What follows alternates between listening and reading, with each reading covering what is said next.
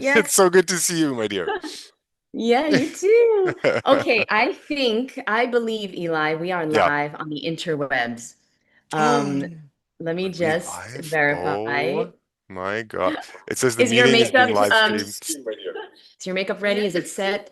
Oh, Okay. I don't know. I didn't Okay. finish applying everything, so you might I have to know give me I a forgot the second. Let finishing me get out of here. powder and the yeah. I didn't have time for eyeshadow today. Yeah. Okay, so I'm gonna pull up the chat and welcome everyone. Good evening. Thank you so much for joining me and my partner in rind, Eli Martyr. He just did an epic deep dive into makeup.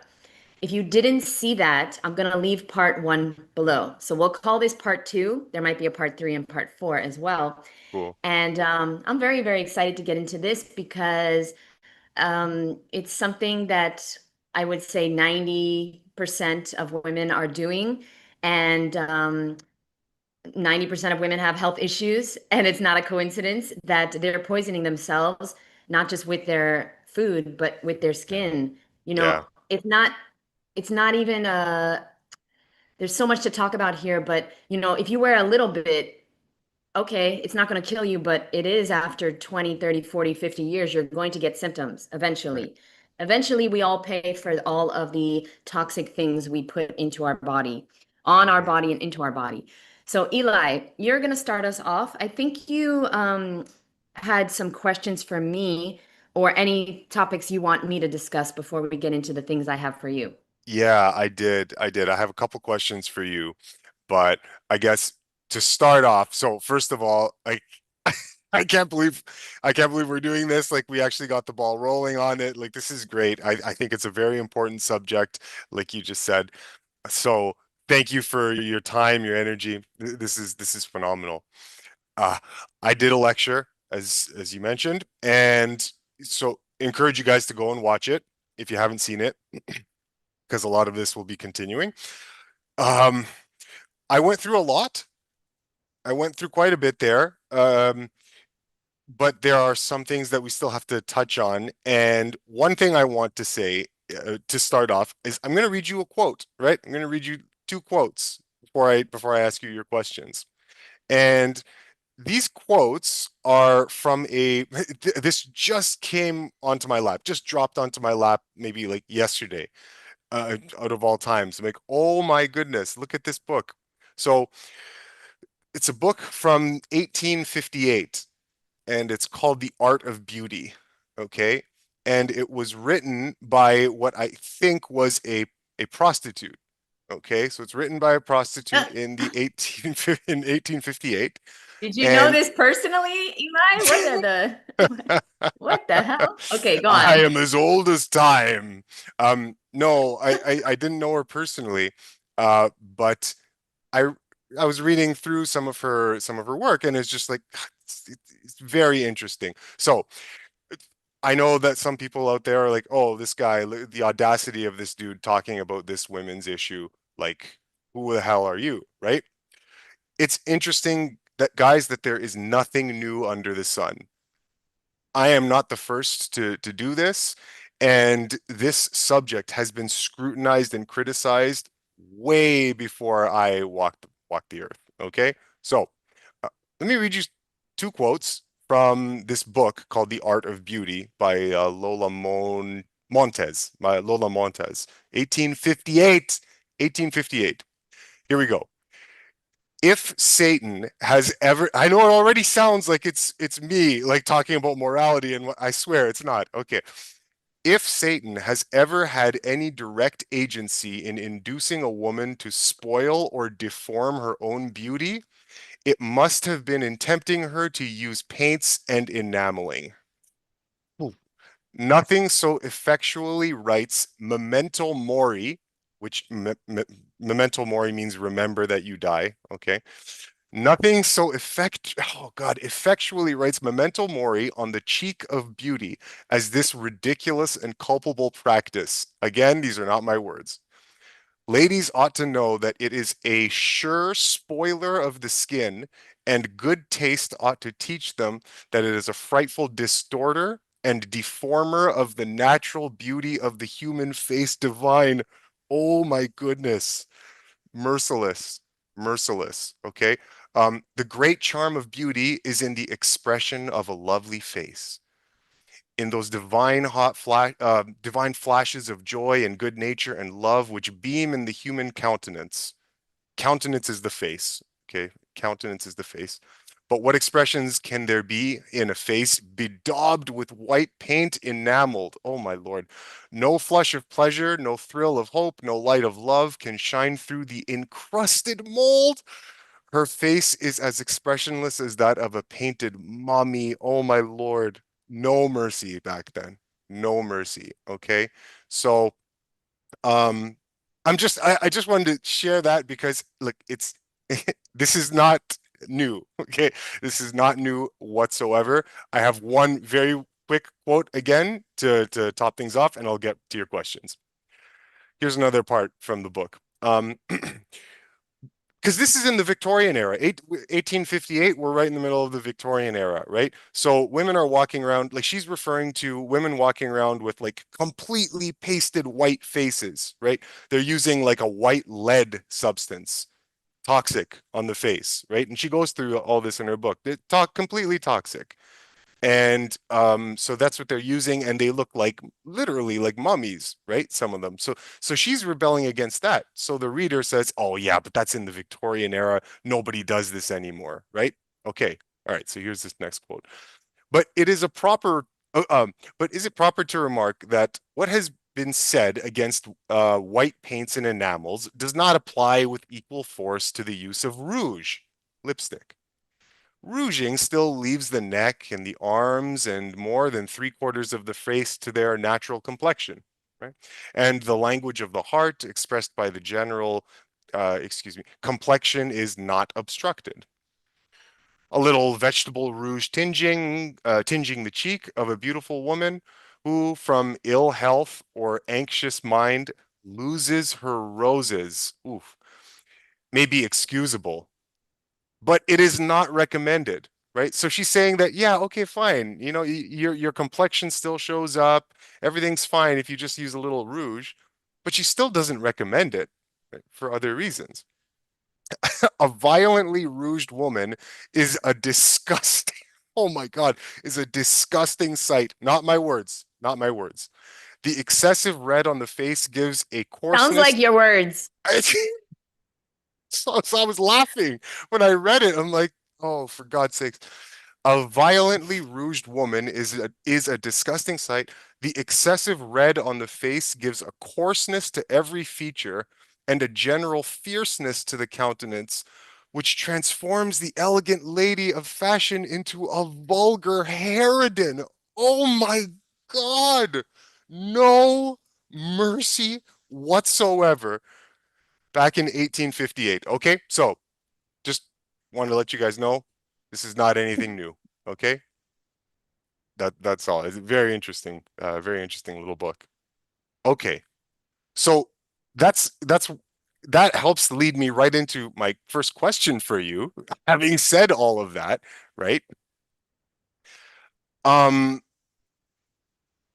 what is it like? How have you, Jeanette, as a woman, how have you managed to um de-hook from your mouth the fishing line of the cosmetic culture that seems to have hooked everyone in modern society? How did you manage to like rip that out of your mouth and go swim in the ocean free? Like, what are you doing that's so special, right? Like, this has been a problem for centuries, Yeah. apparently, right? So, what, Yeah. how did you get free of this? What's your deal?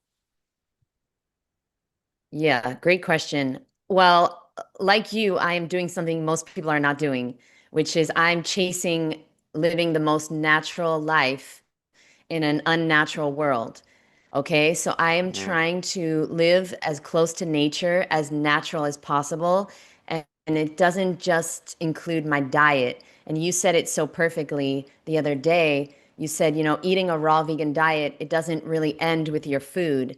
If it's only about the food, you're not really there. You're not really all encompassing gist of this lifestyle. The raw food lifestyle is the beginning of you finding out the truth about everything and excavating. I don't know if that's a word, but I'm going Yeah, to use it because you're here. it's Want to good. impress you. It's good. It's good. Excavating the toxins and the poisons that I was putting into my body and onto my body. So in 2010, I started my journey of no longer wearing makeup, but I didn't go cold coconut.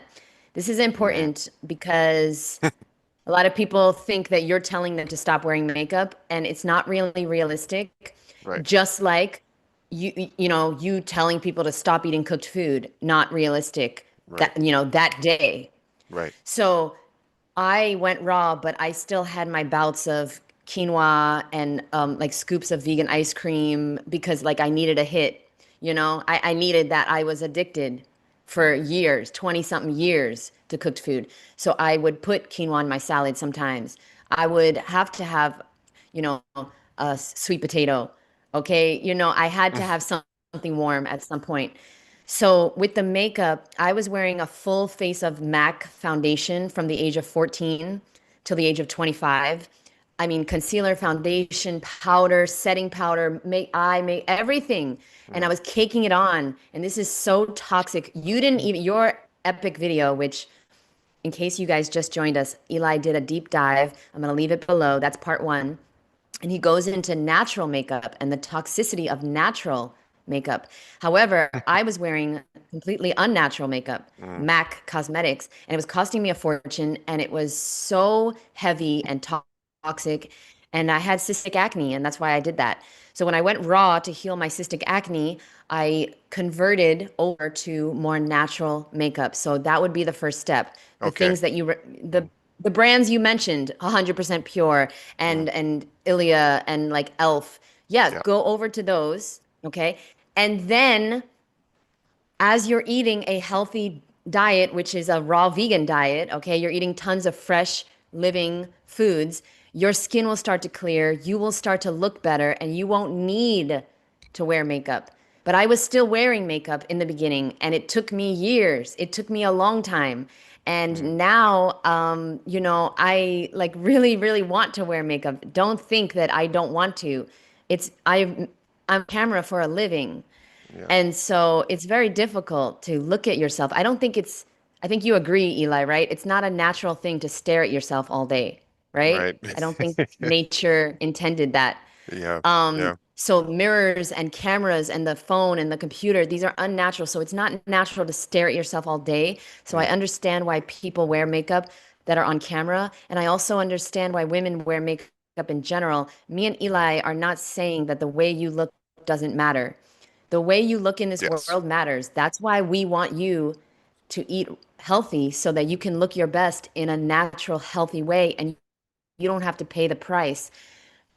One of the questions I had for you, Eli, and Mm, I'll get back to my journey. I have tons of products in front of me, things that I do now instead of wear makeup.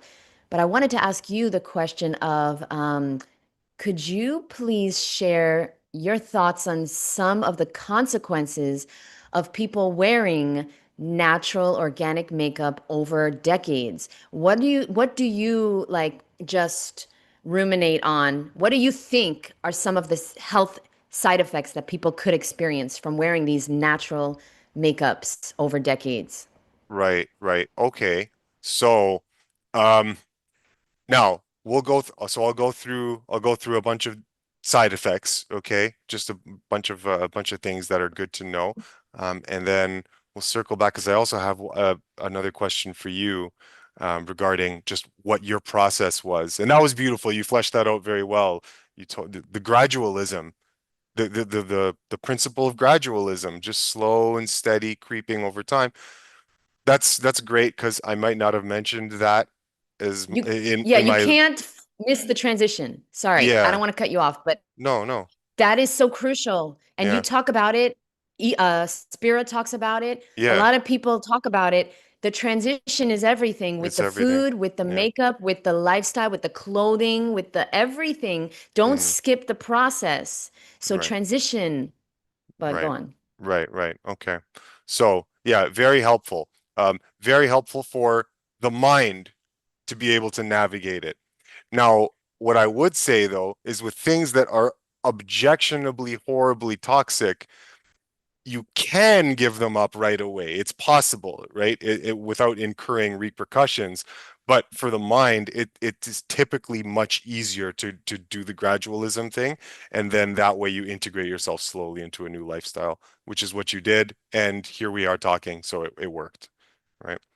Okay, so the side effects. The first thing that I would say is that this is why it's so important to be rooted in natural hygiene principles, right? Natural hygienic principles, because the question itself is indicative of a person, of the asker, not understanding natural hygiene principles. Because when you do understand what causes disease, then your understanding kind of answers this by default, right? We know that disease is caused by the accumulation of waste products, waste in the body, filth, waste, putrid matter. This has always been the bane of human existence, always in one form or another, whether it's endogenous wastes, okay? And did I mess that up? Endogenous wastes, okay? Stuff from within that you produce naturally, okay? Or whether it's exogenous wastes, wastes from the outside world, or lab filth and lab nonsense and fake synthetic stuff. All of these are poisons, and these are the things that cause disease. So when I'm asked, okay, side effects of cosmetics, well, just just look at what cosmetics are. Are they waste products? Yes. Well, there you have your answer, right? So the Eli Martyr answer, before I get into the specifics, like what people really want to hear, is that the side effects of cosmetic use are the exact state of health of the average person in modern society today. That this is the result. This is the result of the toxic lifestyle, disease running rampant throughout the entire civilization, normalized illnesses, skin rashes, normalized everything, normalized thyroid, normalized everything. These are the issues. These are the side effects of a lifestyle that is poisonous, with cultural poisonous habits that ruin your mind, ruin your ability to think, and come into harmony with your natural proclivities. Okay, so that's kind of my instinctive answer, but we can run through a bunch of other like fairly tangible side effects. For one thing, skin irritation, of course, right? If you've seen the lecture that I gave, obviously you put toxic solvents, like acidic or toxic solvents, onto your skin, what's going to happen? It's going to do what solvents do. It's going to dissolve stuff, and it's going to seep into your skin. Your skin doesn't like that, and it gets irritated. You do it chronically over time, you're looking at burning, stinging, redness and scaling and cracking. You can get allergic dermatitis. Like you can get an itching. Um, you can get a spread, right? Because you can't get rid of these things perfectly every time, and then the irritation gets into different parts of the skin. So there's spreading of this. A lot of people have eye sensitivity, so like eyelids can get swollen with the mascaras over time because that stuff seeps in, and you get all of this irritation, right? Nails, this is a common thing with nails. Like, oh, don't mind my nails, guys. Okay, I didn't do them yet. Um, with nail polish removers and whatnot, you have this little lip right here that gets swollen and red and inflamed sometimes, and it's because that's what these products do. So skin irritations are one thing. You can have acne breakouts, you can have skin follicle problems, so clogging of the pores, right? And you clog pores up long enough over and over consistently day after day, right? And this has repercussions, right? Dryness cycles. This is another thing that could possibly be experienced. Chronic dryness, tightness, like a sensitivity, like hypersensitivity of the skin, redness, kind of like what I mentioned before. Some people can have an overproduction of oiliness, like as a, how do I say it? Like a reaction, right, to something that is removing the oil. Your body wants to like kind of push back against that and like overproduces oil.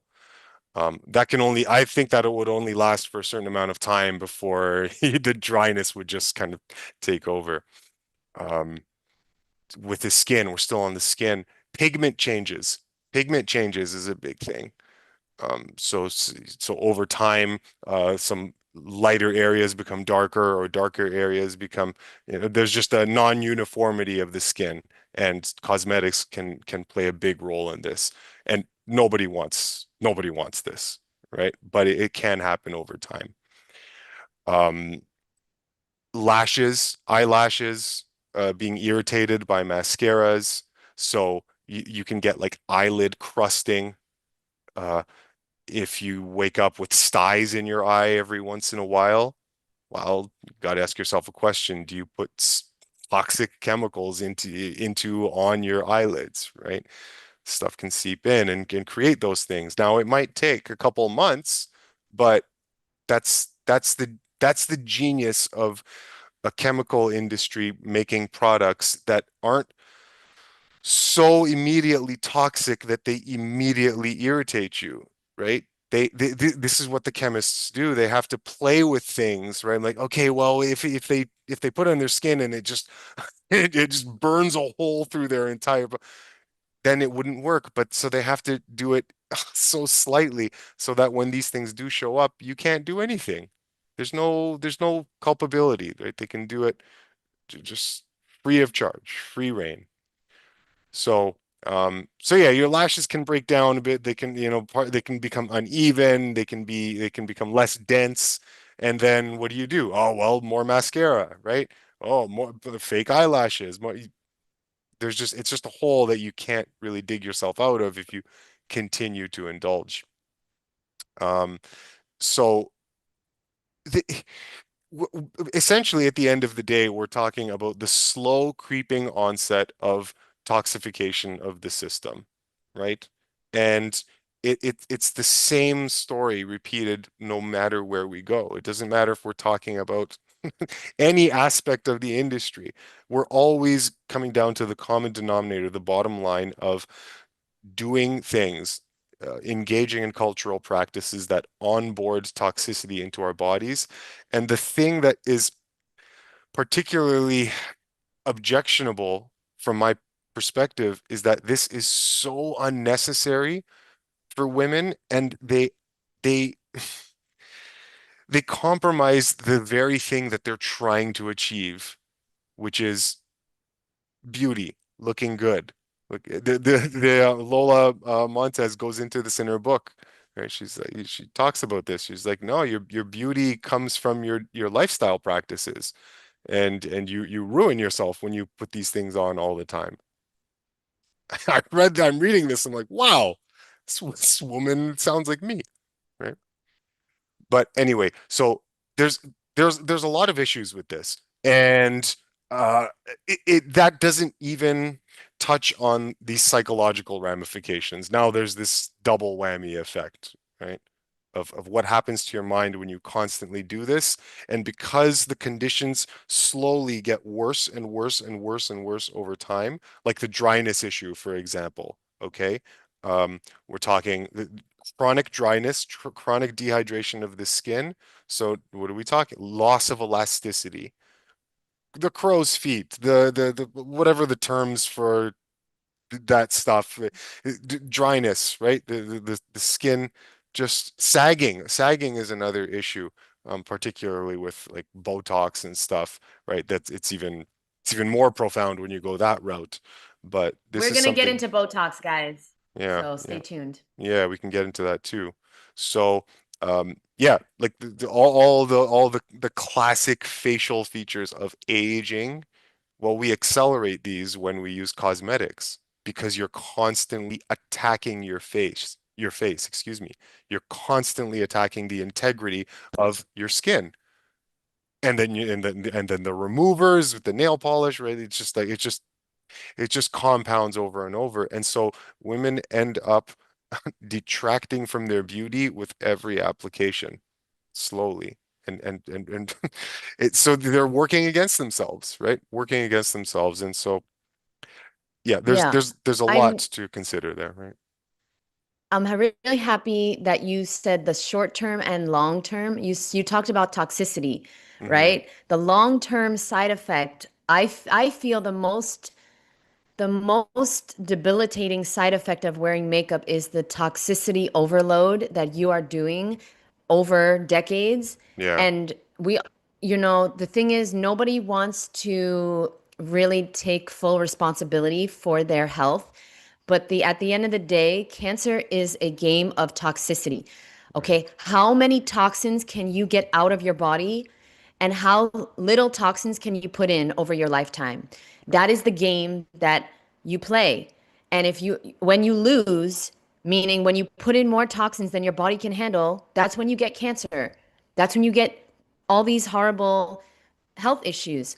And right, so, you know, somebody in their 40s, 50s, 60s, if you have health issues that nobody can explain, yeah, that's because for the last 40, 50, 60 years, you have been putting in toxins into your body and onto your body. And now there's an overload. And what can they do? They cannot undo 40 years, the doctors. So they don't know what's wrong with you. But the reality is that you have contributed to this. And so if you don't want to wake up one day and have a severe diagnosis of a health issue that needs to be dealt with, okay, and that you're going to suffer for the last 20 years of your life or more, please listen to us right now, because we're not trying to take away something that is good for you. We're not trying to take away something yeah, that like we don't want you to have because right. we want to ruin your life. Okay? No. The thing is, Eli and I think we both understand that the way you look is important. Oh yeah, this is the topic I wanted to talk about as well. Mm, The way you look is very important, because I was, in all areas of your life, at work, in your social life, your dating life, and every area of your life, the way you look matters. So we're not telling you to go to shit and, just walk around just looking like a homeless person right, and, not taking care of yourself. That's not what we're saying. There's natural ways to look good, and you slowly want to evaluate all of the toxic products you are using and paying a lot of money for as well. And that's important. The way you look, very important. My motto is eat fruit, be cute. Be cute is a big part of it, yes, because yeah, Eli, the world treats you different depending on the way you look. right, Do you of know course that? it does. Yeah, yeah, absolutely, it does. And these are But things that, but but do you yeah, know that? yeah, yeah, Because it's very important. no, Yeah, no, it's wait, important. hear me out. Mm. Have you ever been overweight? No, no, I've never been overweight. No. Correct. So, Yeah. do you truly in your heart Mm. know how the world treats ugly, overweight people? Yes, but not in my own experience. I'm not But saying every yeah, overweight person is ugly. I'm yeah, saying, yeah. have you ever been ugly? Well, I'm not the most attractive dude. I mean, like I'm a normal dude. But I've never been overweight though. No. So I've always generally appeared as you see in front of me or in front of you, excuse me. Yes. So you've never been overweight, and you've never been, like, by society standards, ugly. Never. So No, no. you Okay, fine. Yeah, don't really fine. Yeah, know, but I yeah, know. I yeah, know how the world treats. Yeah, I know how the world treats overweight, not attractive people, because that was yeah. me. So Right. somebody asked a question. We have a lot of questions now, Eli. Yeah, Okay, so somebody asked the question, does staying with a raw food lifestyle really transform your appearance over the long haul? Fucking yeah. yeah. Of Are course you it kidding does. me? Yeah, You gotta go to my social media, my Instagram, my books. I show my before and after. I'll get up and get my books. You don't understand. When I was 20, I looked 40. Now I'm 41. I don't look no 41. Even though some people on the internet, they want to be nasty and say yeah. that I look old. No, people in person, they can't believe my age. So I'm telling you right now, she is putting him in the hot seat. No, No, I'm not. she's not. No, she's not. I'm trying to help you guys understand that I know what it's like to be judged by the way I looked and be invisible because of being Yeah. overweight, be invisible because of not being beautiful. And here's the thing, now I'm on the other side of it, and I'm telling you, life is way better when you look good. Life is Yeah. way better when you are attractive. So, Yeah. what I'm asking everyone to do is I'm asking you to play the long game and care about yourself enough to evaluate what is in the products I'm putting on my skin. And am I willing to pay the price, the long term price of these products? The long term consequence is disease, right, Yeah. Eli? That's the reality. Absolutely. Yeah, absolutely. And so you end up, like I said, you end up compromising yourself and being counterproductive. Now, you asked me if I've ever experienced that, right? Now, I said yes initially, and not because I'm lying to you, right?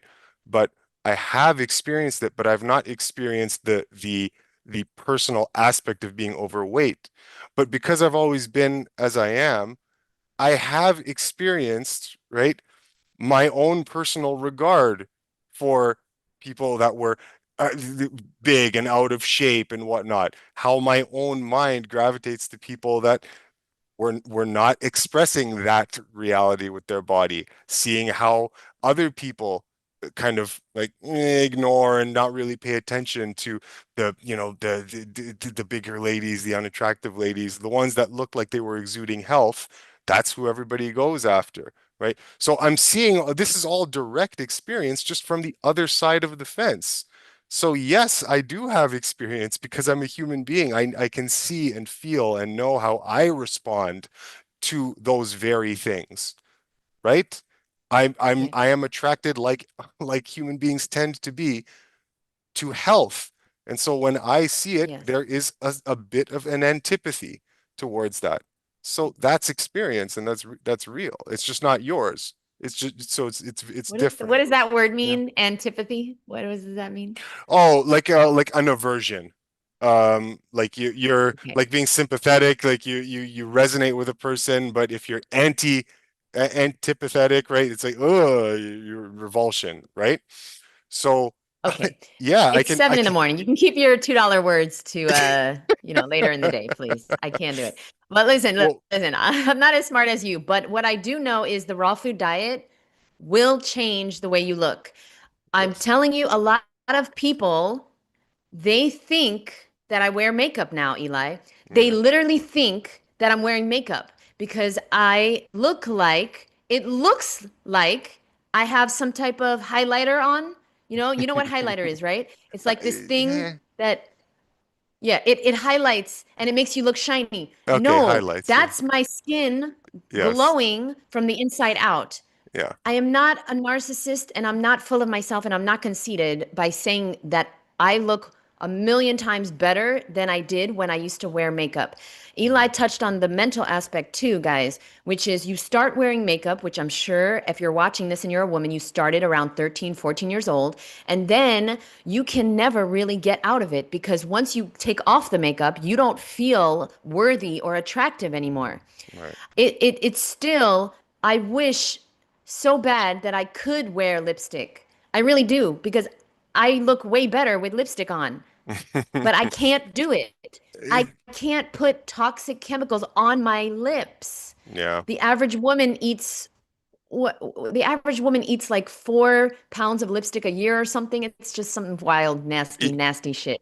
Yeah, I'm around for all the locker room convos with all the dudes, have been my whole life. I can tell you that big, bright, bold lipsticks, these are guys they don't like they don't like this. They would much rather they'd much rather interact with a human set of lips. I'll just say that. I've heard this in the locker room with the guys throughout my whole life. Everybody has this little irritation. It's just how it goes. But despite all of these reasons that we have to not do these things, okay, and to live rightly, right, to live responsibly and let health exude from your body. and express itself in your appearance. Like that is the best approach. That is the best cosmetic.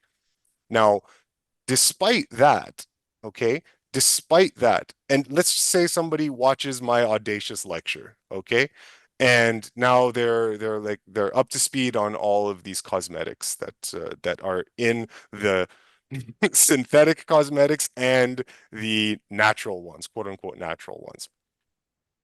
The common refrain that I hear is, and I mentioned this in the lecture, but I want to ask you because you're doing it, right? You're free from this right now. Um, is that women might not necessarily want to wear cosmetics, but they have the workplace pressure, right? And they have pressures from having to compete with younger females. So let's just say it's the workplace environment, right?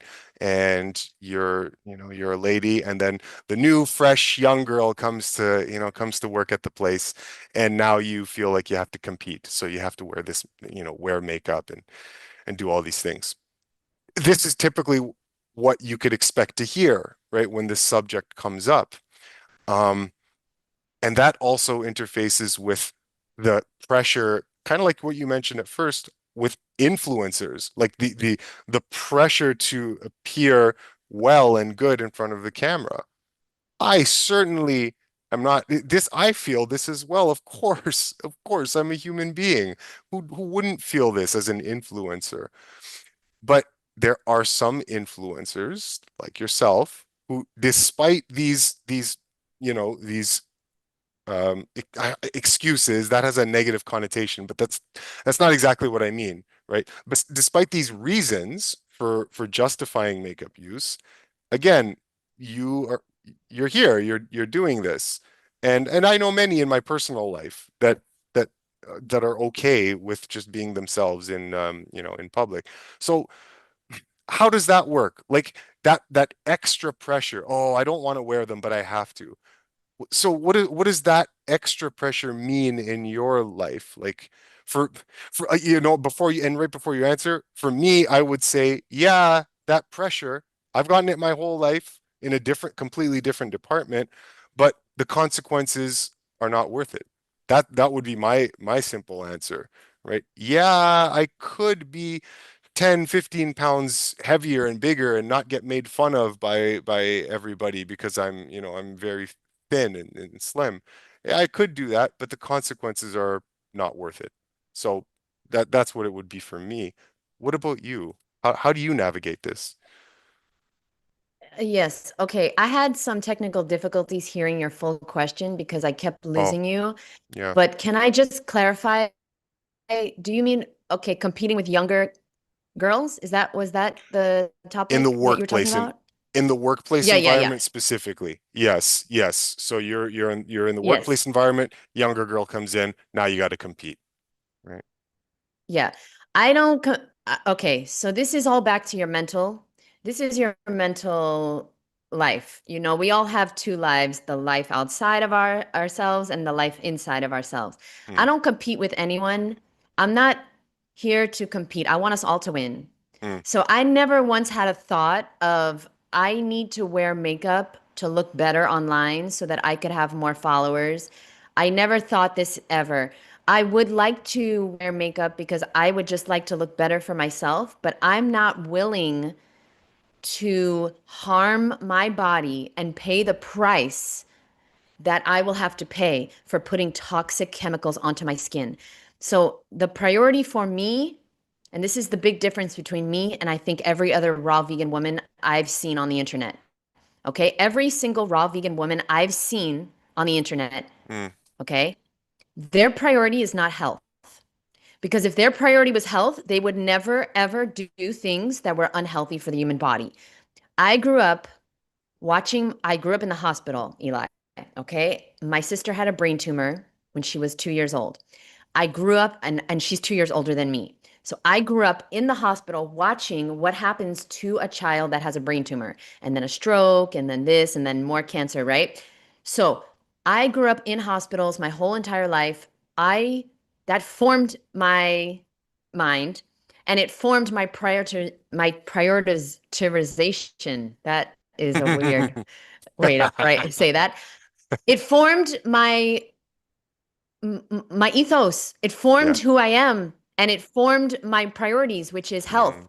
So I'm a raw vegan for health, not for weight loss, not for clicks and views, yeah. not for making money, not for the NAMA discount code. I'm not a raw vegan to sell a goddamn book. And in fact, if you stay till the end of this episode, I'm going to give you all of the alternatives to makeup and Botox, and I'm going to give you my book for free. I have something Nice. called the Raw Vegan Beauty Book. Nice. I'm going to give you this for free if you stay till the end. So stay till the end, okay? So now I'm not here for anything besides health. And so that's why I do not wear makeup because I found out, and if you don't know, watch Eli's video. I found out makeup is poison, and whatever you put on your skin goes into your bloodstream and poisons you. So I'm not willing to poison myself.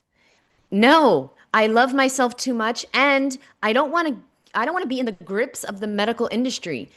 Put a thumbs up if you've ever been in the hospital, Mm, whether you as a patient or with someone else. It's a fucking nightmare. That's hell on earth.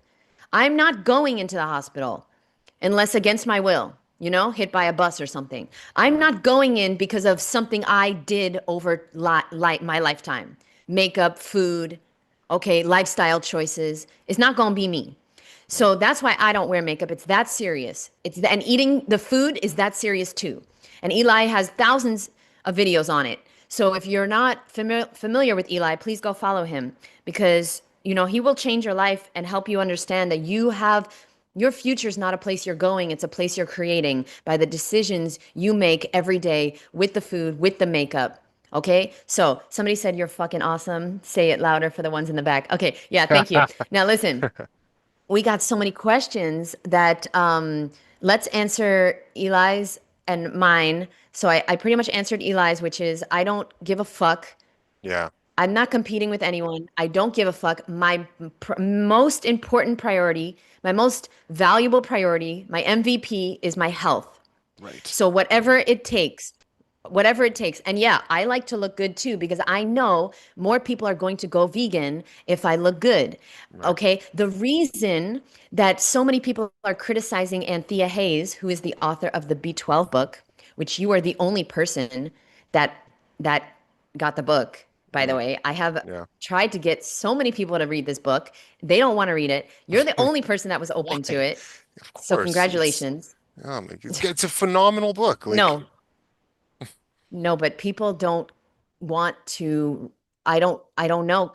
So many vegans and raw vegans are closed-minded, Eli. It's mm, unbelievable. They don't yeah. want to learn anything new. They don't want to Yeah. have to backpedal and deal with the fact that they might have been wrong on something.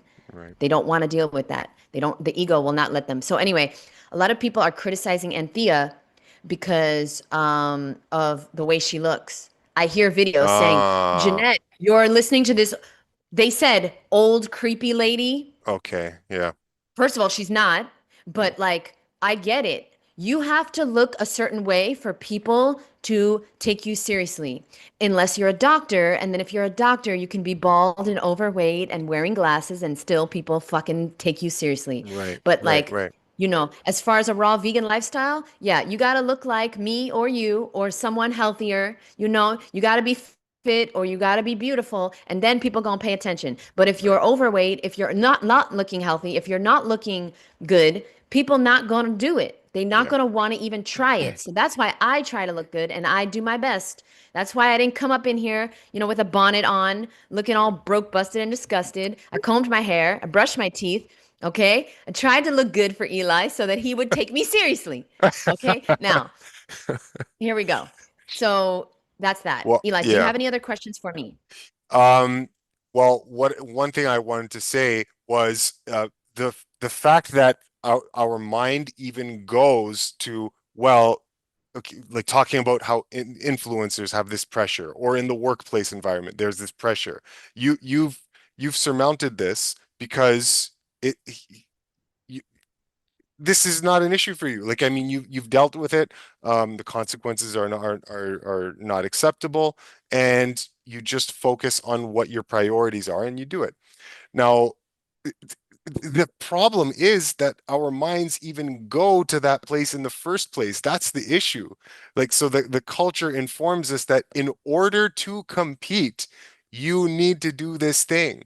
So when people tell me, hey, it's the workplace pressures, I have to do it to compete, then my answer is like, yeah, that's the issue, is the mindset that you need to do that in order to compete rather than take internal responsibility and let your health and your skin and your beauty exude from inside, which is the only way it really works, which is the only way your cosmetics will not keep up with you know, external awfulness. They can really help. They can do a lot, but is that any way to live? I don't know. I mean, you'd have to tell me. But anyway, The it's other that we go reason, there in the oh, sorry, first go on. place. That's okay. It's that we go there in the first place. It's the mindset that this is not enough. That you don't have Mother Nature didn't furnish you with the tools to be able to compete with that person, right? She did, right? She did.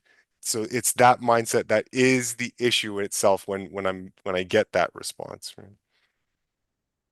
Yeah, the other thing is that people are not doing anything about their internal health. Mm, So of course they're going to focus on the quick fix of makeup. The right. reason I don't care is because I'm doing the work with the raw food diet, and I know that the raw food diet, Mother Nature, God is not going to let me down. When you eat beautiful foods, you have it will inevitably make you more beautiful. And Right. so that's what's happening. It's going to take time. It took me a really long time. I didn't look like this for the first 10 years. My hair Hmm. wasn't growing. I've been raw 16 years, guys.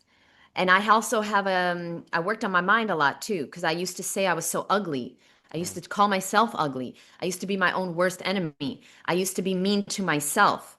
And I don't know if anybody out there can relate, but if you look at in the mirror and you immediately call yourself ugly, or see your bags under your eyes, or look at the lines you don't like, well, you're just going to get more of that. Whatever you focus on grows. So now Yeah. I have learned how to look in the mirror and see the things that I like and say thank you so much for my beautiful hair. Thank you, Hmm. God, for my beautiful eyes. And I thank God now for the things I like. And I still see things I don't like, but I try to immediately focus on something I can find that I do like. And then that is going to compound over time. People, I'm so sick of people with the quick fix shit. The quick fix mentality is ruining your life, and you're going to pay for it Right. via cancer, diabetes, strokes, Alzheimer's, hundreds of thousands of other diseases. Also, you're going to pay for it with your self-esteem, and you're going to get into this crazy shit of Botox and filters and facelifts and surgery, which Eli's not going to say it, but all the fucking raw vegan women are doing on the internet. And it is unbelievably ridiculous to look at a raw vegan telling me what she eats in a day when her face is not moving. When her face, she can't even like move her fucking face. And when she smiles, her eyes look like she's crying. And I'm fucking trying to understand, why does she even care what she eats when she puts Botox into her skin?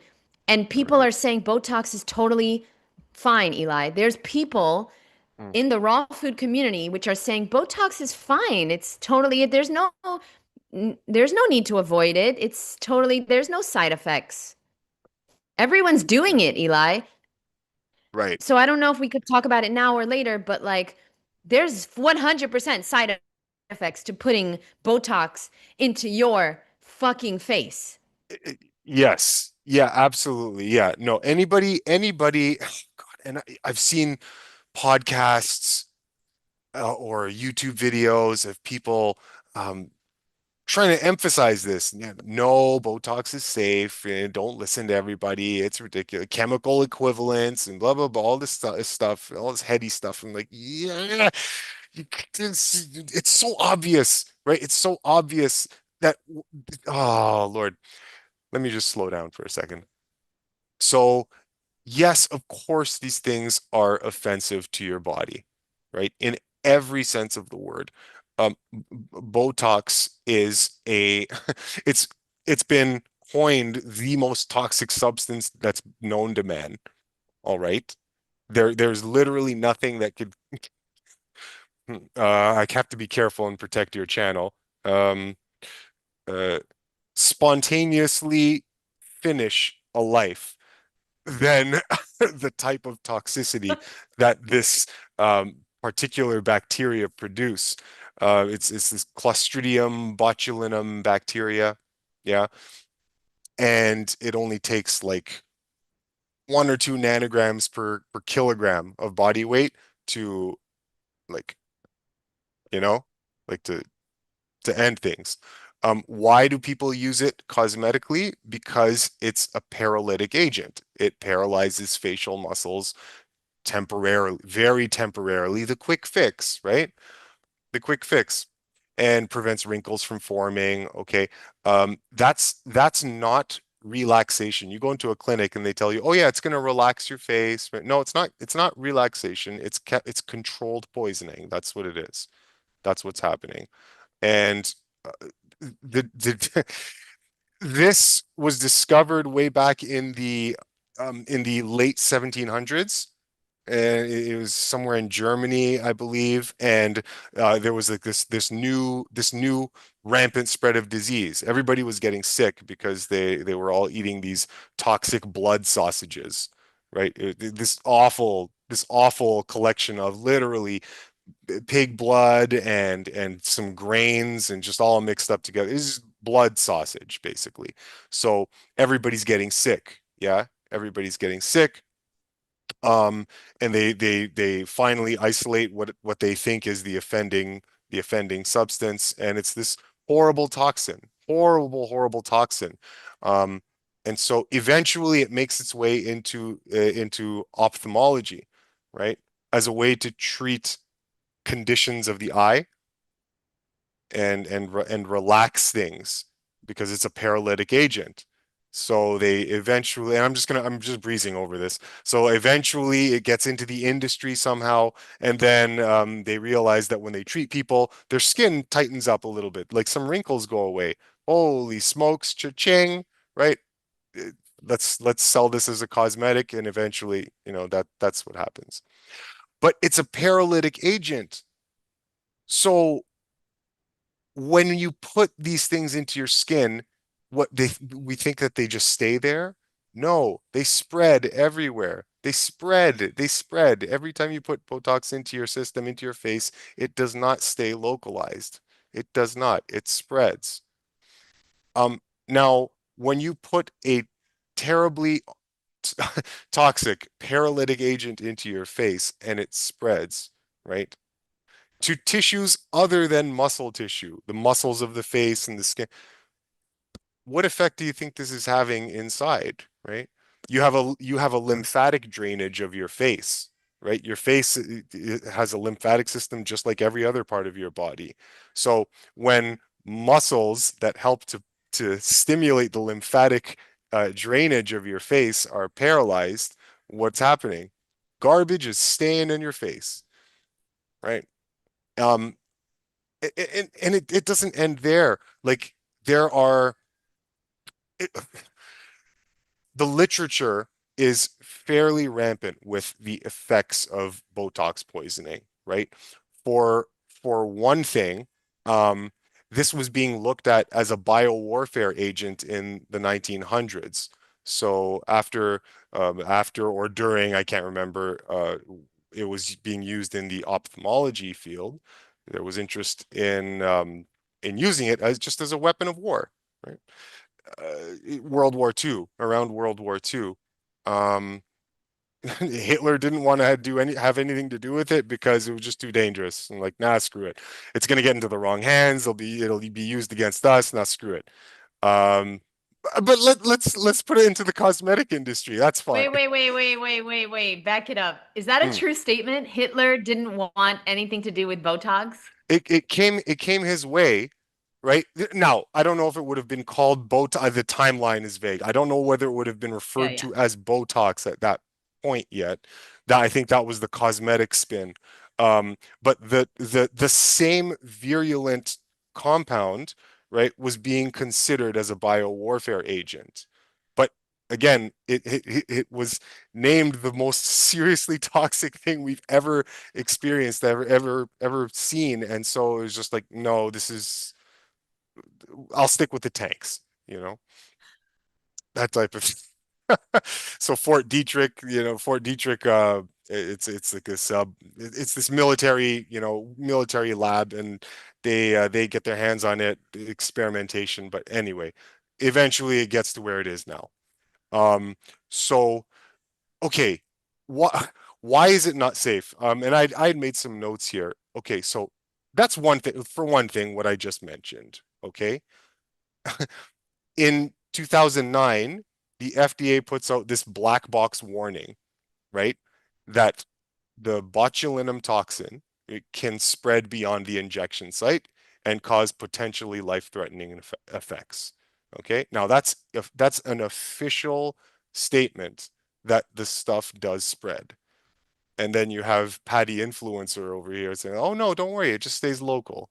No, Patty, it doesn't stay local, right? It spreads. You put it into your system. It's just going to stay there? No, it's gonna. It's a fluid. This fluid thing. Of course it's going to go everywhere. Um, The thinking that, sorry, I yeah, won't, I need to say this. yeah, The yeah. Go for it. thinking that you could put something into your face and it stays in your face Yeah, tells me you're not a raw vegan. You don't get it, because that's like thinking you eat something and it just literally goes out your booty hole. mhm, And it's totally, that's what's happening. It's going into your mouth and you're going to poop it out. And it doesn't go into any, it's not what you're made up of. It doesn't go into your lungs and your yeah, heart, and that's not what your spleen is made of. That's not what your kidneys are made. That's literally the thinking that tells me if you do any type of craziness like this. I mean, I consider Botox and makeup pretty much the same thing, personally. It's mhm, toxic chemicals. I don't want it near my face. I don't want it in my bloodstream. But if you do these crazy things like Botox and fillers and these weird things, I know you don't give a shit about health. That's how, that is just, that is that. Okay, continue, Eli. But like, yeah. that's the same thinking that's the standard American has, where they're like, oh, I just eat it and I poop it out Right, later. right, right. It's like, no, it doesn't stay local to your It's digestive system. yeah. We're talking about neurotoxic damage here. Okay. So repeated injections of these things are going to cause progressive damage to your nerves, to your nervous supply. Now, if there's anything that we know, we don't want to F with the nervous system. This is the power supply of your body. These are the cable lines that create the energy for anything metabolic to work. Why would I ever want to put these into my body and bypass, like just philosophically speaking, your body is equipped to screen very, very, very carefully things that go into the body through your digestive system. That's how you're designed to onboard things into you, right? With the most scrutiny. So now we're gonna just blast through the gates, blast straight into the king's chamber, right? And just throw a whole bunch of nomadic invaders in there with axes and like the savages from the wildlands. Like, no. Normally they would all be stopped at the gate, right? But we're just going to go right in there and throw this neurotoxic thing in there. What do we think is going to happen? The facial structure is going to lose integrity. It's a stimulant, just like you have to treat it just like what we know about steroids. It's the same thing. Your body becomes habituated and it changes and it reconfigures depending on the types of offenses that you give it, right? So the facial muscles will lose integrity over time, and every single treatment that you do, you you we fool ourselves into believing that this stuff is not harmful because we do it every so month. It's so many couple of months, right? Oh no, it's perfectly fine. I've been doing it for 10 years. Yeah, try stopping and see. see what happens to your skin, to your face. It's going to be it's not going to be pretty, right? Um, there's now this isn't just me speaking in the wind, okay? There've been studies on this. There's two that I can bring to your attention. So there was one in 2018, and I think there was another one in 2019. And this is from I don't like to go studies because it can be boring sometimes, but the study of aesthetic surgery journal in 2018. And so what they were doing was they're showing long-term Botox users showed measurable muscle volume loss. So the muscle volume in their facial muscles, they lost them over time, right? And then in 2019, um, they had another study that was very similar. And what they saw was that patients who stopped Botox after 10 years plus, right? So 10 years plus of using Botox and then they stopped, they were reporting permanent facial expression loss, like permanent loss of facial expression range, right? Why? Because they'd invited nerve poisons into their face. It's really it's as simple as that, right? If you do things that kill the transmission lines, then there's only so much you can expect. And so y yes, these things are these things are damaging. They're not non-harmful. They're not innocuous.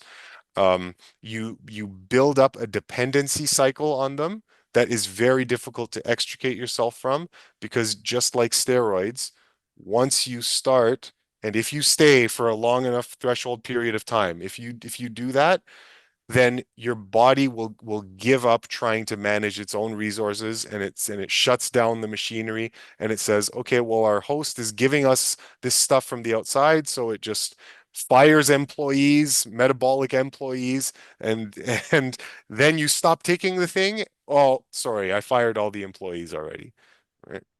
And it's difficult to recover from. Eli, as a professional stuntman, have Yeah, you ever taken steroids? no. No, are you crazy?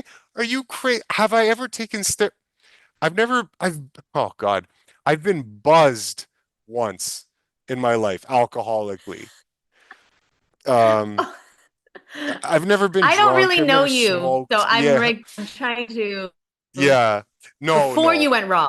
Before you went Oh raw, yeah, yeah. Way before I went raw. obviously. No, no, no, no. No, I've never done that. I've never done that. I have used protein powder before. A lo- Ages ago. I was a kid, right? Ages ago, and not for very long. Not for very long. But I have used them. I have used them.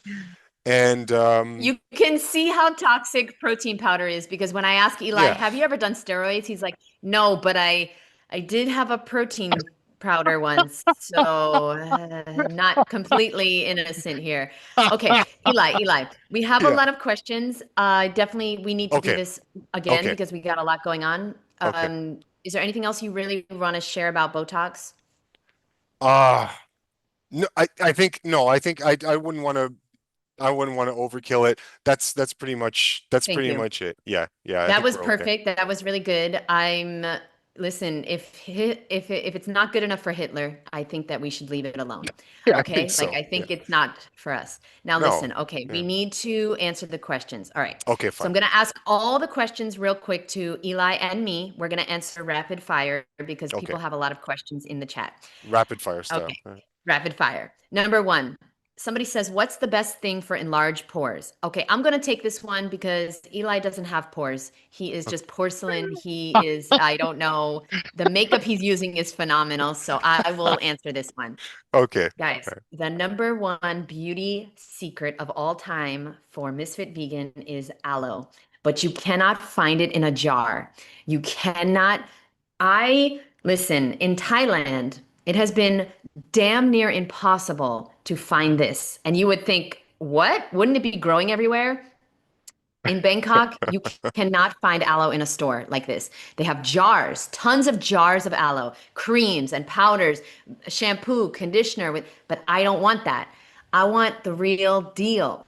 The real raw, Right. like you can never perfect. See, that's the problem with humans. We think we can add on to Mother Nature and we can Mm. perfect it in a science lab, and you're ruining it. We can't perfect nature. We can Yeah. ruin it. So your job is to find aloe. In the United States, you can find it easily. I found it in every Whole Foods, in every Asian market, farmers markets. But here in Thailand, Bangkok, you can't find it. Phuket, it was impossible. In Koh Samui, I have a hookup now, thank God. So what I do is I put aloe on my skin, and especially in the beginning when I had really bad acne. But now I put it on because I'm getting bug bites. Like I have a big bug bite on my neck now. So every, Mm. hour or so, I'm putting it on, and it's helping. If you have any type of psoriasis, acne, any skin issues, aloe is your best friend. Pores. This is going to be great. But this is nature's Botox. Yeah. Wrinkles, anything with your skin, aloe is the number one only thing I would personally recommend to put on your skin for wrinkles, for under eye bags, for bug bites, for acne, for what is it? Eczema, Hmm. anything, burns, anything with the skin. Okay, so this is also what I use for my hair. Okay, so you just slice it open and you run it through your hair. Fully Raw Christina taught me that many years ago. You put it on your scalp, you put it on your whole head, let it sit for 20 minutes. The skin, you can put the aloe on your skin and let it just stay there. You don't have to wash it off. Aloe is the best number one secret that I would recommend, and that is all the skincare I use. I don't have any skincare routine besides aloe. I Nice. wash my face in the shower with water. I don't use soap. I don't use anything because I know it's not healthy. If it's made in a science lab, it's not for me. And I haven't found soap in nature. So I cannot use soap because Yeah. it's not in nature. Okay? Eli, we're gonna Yeah. skip that because you don't have pores. Do you? No, no, one just very quickly. You could go to a sauna, steam room, right? Go to a steam room. Very, very, it's a temporary thing, but great way to just flush out the pores. You sweat like crazy, right? It's great for your skin. I wouldn't do it every single day, but yeah, you could try that. I like doing that every once in a while, but it's not a skincare routine thing with me. It's just something that I like to do occasionally, but happens to be Do good for you your skin too. wear makeup, Eli? Do I wear do, People keep asking me if you wear makeup because it seems that your skin is flawless. Can you do get I closer wear to the camera? Can we sure. see what exactly is going on here? Do I wear makeup? No, of course I don't wear makeup. No, I definitely don't wear Hmm. makeup. I work in the film industry, okay? I work in the film industry. I'll tell you, I get mistaken for someone who's been through processing already all the time. Happens routinely. Um, and very Processing. Yeah, processing. Yeah, like, that's what they call it. Make hair and makeup. So whenever you get to set, you have to go to hair and makeup, and then you get into your wardrobe. Okay, not necessarily in that order, whatever. You have to go through all those things, all those steps. So very often, I'll walk into the makeup department. They'll take a look at me and say, "Oh, you're fine," right? And then I'm like, "Oh, cool," and then I'll leave. Right? Happens all the time. Sometimes I sit down and so the person applying the makeup, they just go through the routine. They just figure actors and actresses, they just want makeup, right? So they sometimes they don't need to apply anything. They're just going through the routine. So sometimes I'll sit down and they'll like, oh, you look fine. Just yeah, sit down, and then they just go through it because they think I want it. All I have to say very often is actually, if I'm okay, do you mind not putting anything on? Is it going to be a big deal? And she's like, oh no, I just figured you'd want to, I don't know, freshen up, whatever that means. Freshen up. And I'm like, no, no, I'm fine. As long as this is okay, then you're like, oh yeah, you're good. I'm like, all right, thanks. That happens all the time, right? So I So get wait, wait, mistaken, wait. Mm, Are there times, yes, me too. People always think mm, I have makeup on, always. yeah. Um, are there times where you have to wear makeup, and how do you deal with that? Yes, there are times, right? There are times I have to go to And work is that why and you water fast in the woods so much? Dry fast, whatever. Yeah, that's a long laundry list of reasons why I would want to do something like that. But Yes, it could be. If there's something that I know onboarded me certain, like a toxic load, yeah, sure, I would be motivated to go like a couple days without eating. Yeah, easy. But yes, to answer your question, yeah, of course. Eli, we need you on set. We need you to be a goblin. Well, Christ, I can't be a goblin looking like I do now, right? They've got to put on prosthetics, they've got to do, yeah. And those things aren't great for the skin at all, right?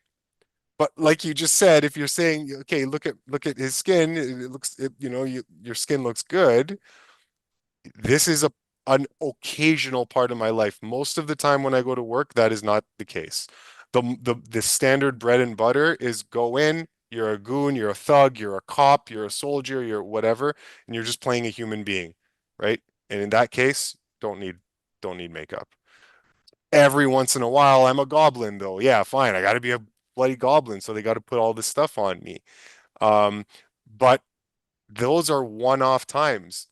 The key difference is that I don't take my goblin attire and then go home with that and then go out in public with that and go scaring people. I thinking I need to be a goblin in order to be publicly acceptable, right? That's the big difference.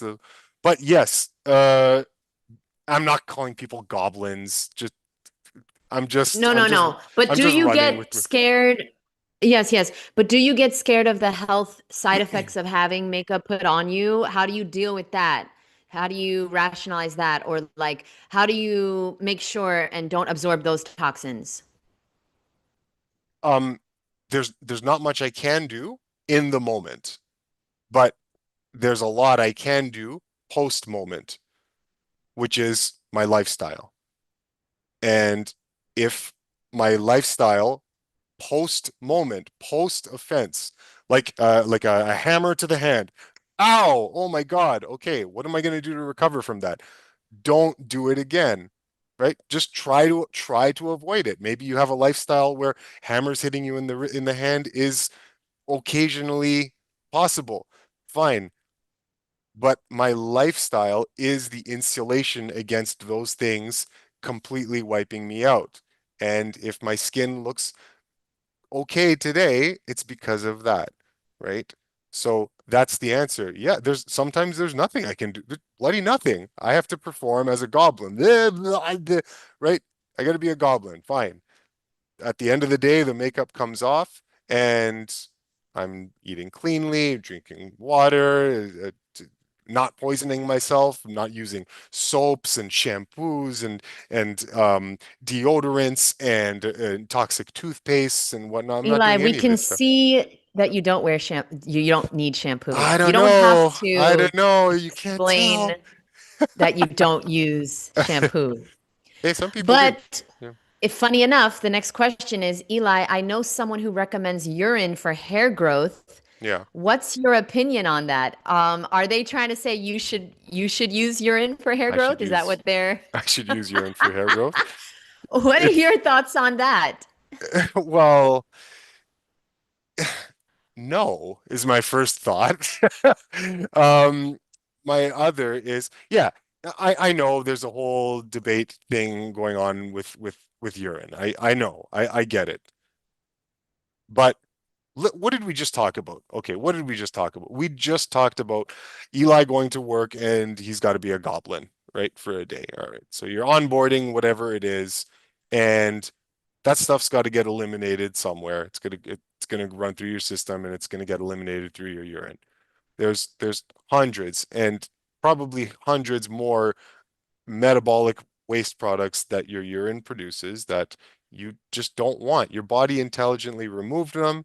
And I know people hate this. Like they're like, "Oh, yeah, that's the standard explanation." Yeah, but the standard explanation is the natural one, and that's the one that makes the most sense, right? So if your body's eliminating it, yes, these are things that you don't want back in you, back on you. So you don't necessarily know. Like, I mean, maybe I'm the dude on top of the mountain and I live super cleanly. I'm like, okay, fine, my urine's great to drink or put all over me, but you don't necessarily know what you're onboarding. You don't necessarily know. It could be the pollutants in the air. It could be like they find they find synthetic toxic industrial chemicals in glaciers way, way, way up, up there, up north where there's no human activity. They find toxins in the glaciers themselves. We live in this world where, on top of the metabolic waste products that we have to be mindful of, we're we are getting stuff. And if it's in your urine to be eliminated, I don't necessarily want to reabsorb, re-put it in my system. So yeah, and the interesting thing about this is that people have to really put in an earnest effort to overcome their natural instinct to drink or apply urine. Why is that? Why would I want to waste time doing something that I have to train myself to to overcome? No, the natural instinct is there for a reason. It's there for a reason. It's like my first time, my buddy's trying to get me to drink alcohol for the first time. I finally, they convinced me. I'm like, fine. I lost a bet. I lost a bet. I'm like, fine. I'll try some alcohol. I try some beer. I taste it. This stuff is disgusting. I spat it out. I'm like, oh my God, guys, this is what you're drinking? This is what you guys have been drinking all this time. This is disgusting, right? And they're like, oh yeah, but Martyr. No, no, you got to get accustomed to it.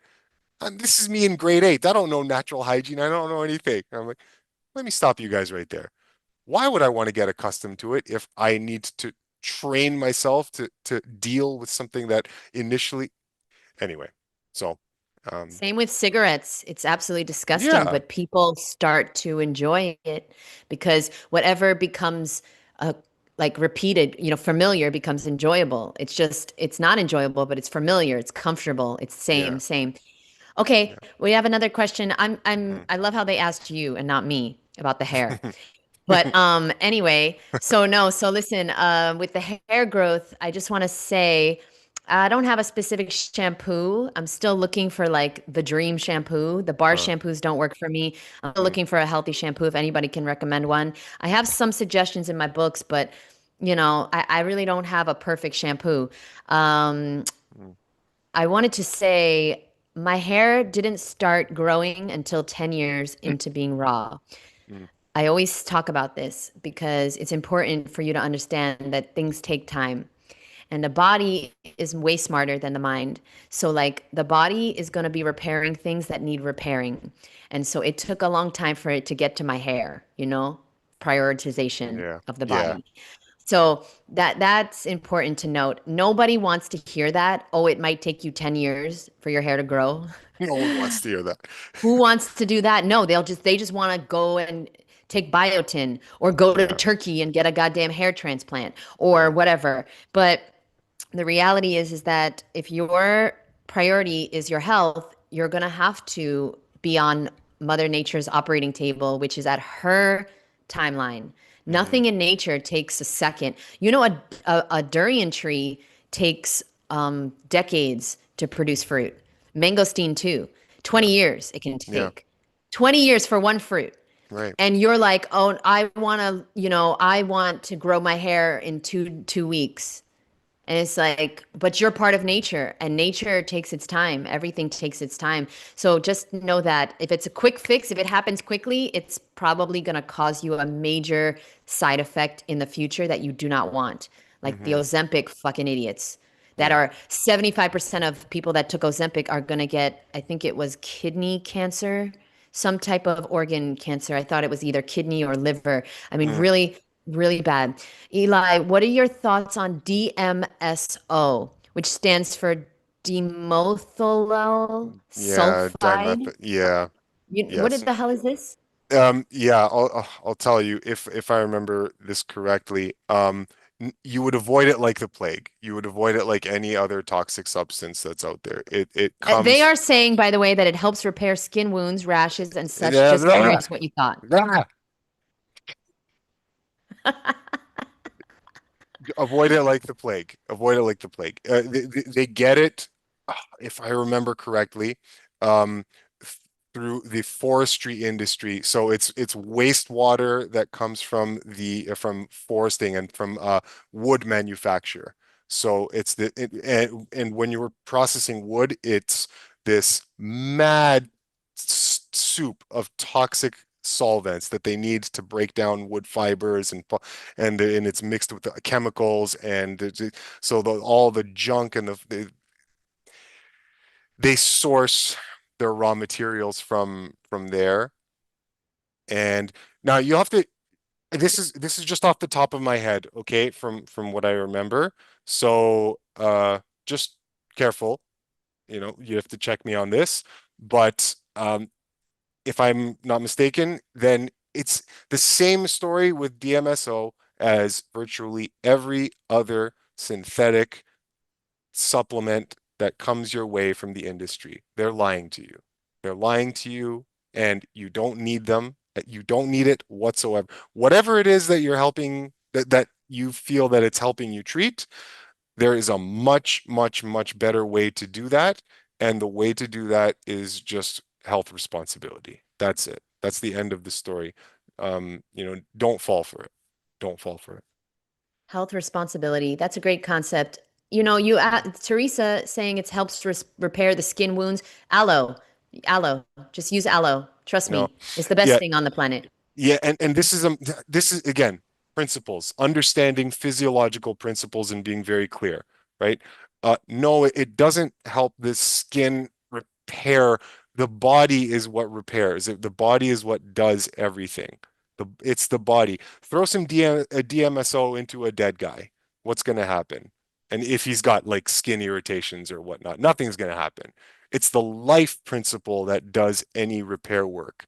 And so if I know that, then I know that I have to operate on the frequency of the life principle, and I have to do things that are in harmony with the life principle, right? Nature did Yes. not create you to do something in life that creates a skin issue, and you need DMSO to. This is not just this is something you can safely drop, That's safely drop. how the life principle is how I finally got it about the like what to eat and what not to eat and the principles of the raw food diet because somebody in 2010 they once told me, "Well, what if I put you in a pot of boiling water? What will happen to you?" Well, I will die. Okay, Yeah, what if I put you in a freezer? Oh, I right, will die. Oh, so the food I put in the freezer is not exactly fresh. So I right, don't want to base my diet on frozen food because I want to be and feel alive and fresh and vibrant. And so it's right. important, the raw food diet, you know, this can be a whole new episode, but there's so many things a part of the raw food diet that aren't really conducive to your goals as far Right. as feeling amazing, looking amazing, all these goals you have. You got to really go towards the freshest food possible and don't rely so much on these powders, the potions, the frozen stuff, the dehydrated stuff, the stuff that is, from Amazon. Okay, you want to get stuff Yeah. from the Amazon. Right. Okay. Um, so Yes. here we go. We got another question. Wait, is Botox made with snake poison? And that's why it's paralytic. Is that Um, true, Eli? no, I don't think so. I don't think it is paralytic, but I don't think it's for that reason. No. Okay. Which makeup ingredient, Eli, does one? This is a great. Eli will love this question. Which makeup No. ingredient does one avoid most because of possible Wait, wait, No, wait. no, Wait, wait. God, don't Which ask one? me that question. Come.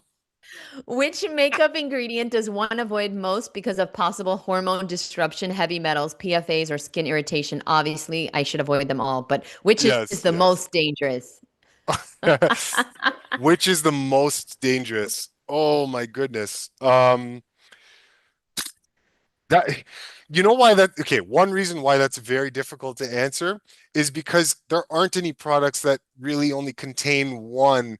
Like if you're having if you're using a cosmetic or a particular Yeah. product with there's typically many of them in there. So it'd be hard for you to avoid one and not all the rest.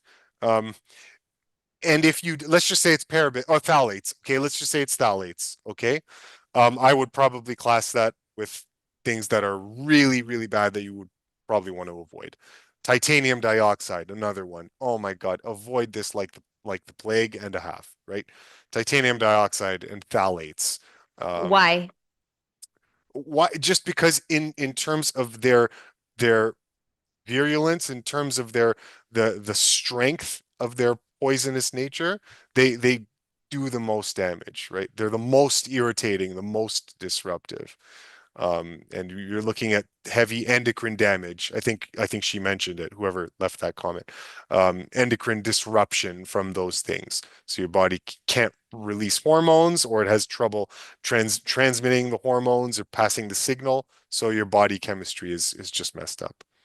So, Yeah, something yeah, I so agree. yeah, so which one is worse? Yeah, it's hard to say, but if you play that game, then you're Yeah. what you're going to do is you're just going to pick a product that doesn't have phthalates and has a whole bunch of parabens and titanium dioxide and whatever else, but oh, it's okay. This is the best of the two because it doesn't have phthalates. This is human thinking. This is silliness. That's not the right question. It's just not the right If you question. play that game, you're going to end up playing yourself, boo boo. Yeah, Okay, yeah. so that is what Eli's trying to say. And let me just share my screen real quick. Mm. Eli and I were asked about this Lush cosmetic company, which has Oh, only natural ingredients. And so Eli looked it up. I looked it up and I go on the website and oh, yes, there are some natural ingredients. But wait a minute. What's this C142053? Wait a minute. What's that?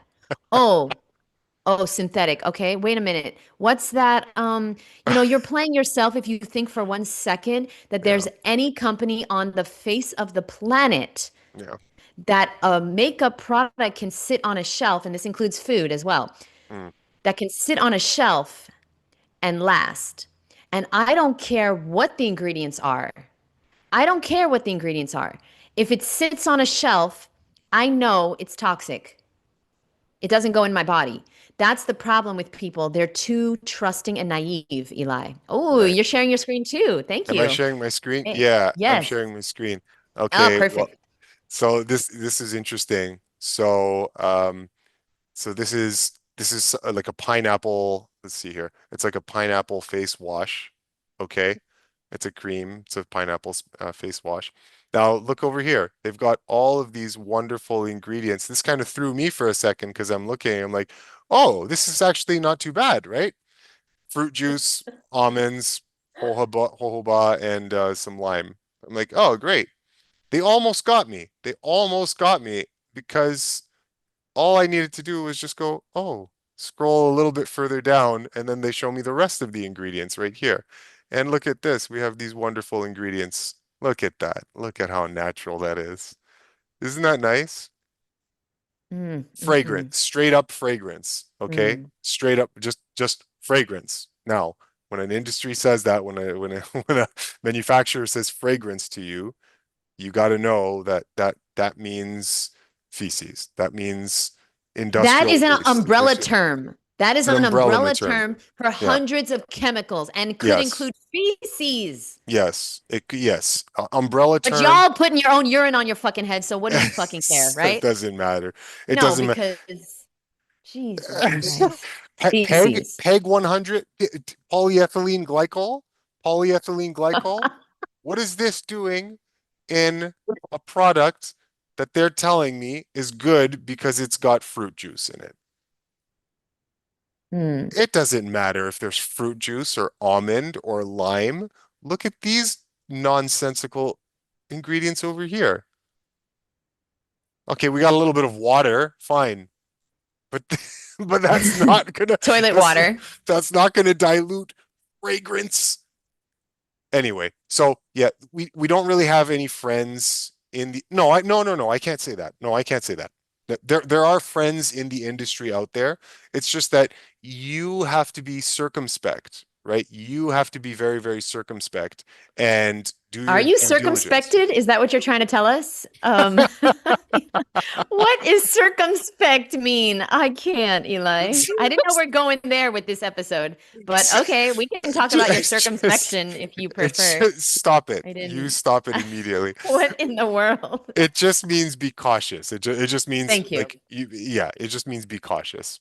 Okay, how do I Simple stop sharing? terminology will Yes. work So for us here. please Now, excuse wait, me. wait, wait. Let's get back on track because I didn't know you were circumvented.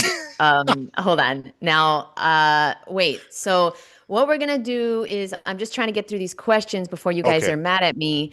Yeah, I yeah. lost my screen now. Oof, because all the sharing of the things and the this and the I don't know where anyone is or anything is. Oh, here we go. Okay, yes. Uh, So now stearic acid. Oh my I God. lost. Okay. Oh boy.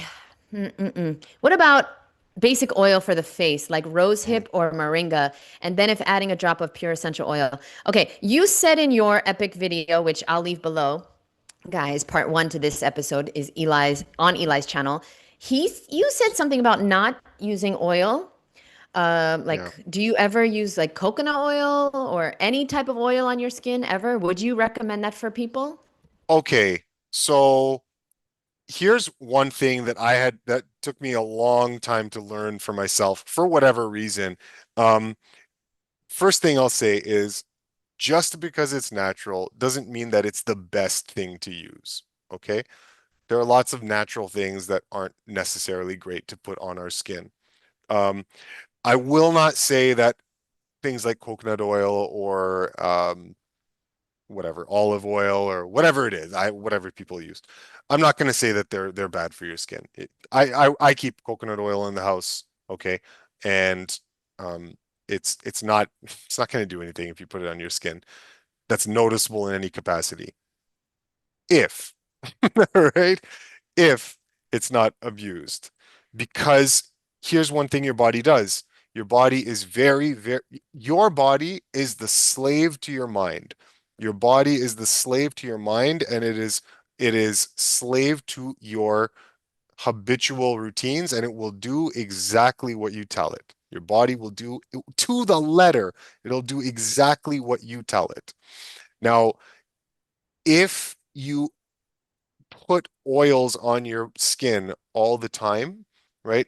As just like a normal, because you feel good about it, right? You feel good. Oh, it's just oil. I'm so natural, right? It's not going to do anything to me. It's not going to harm me.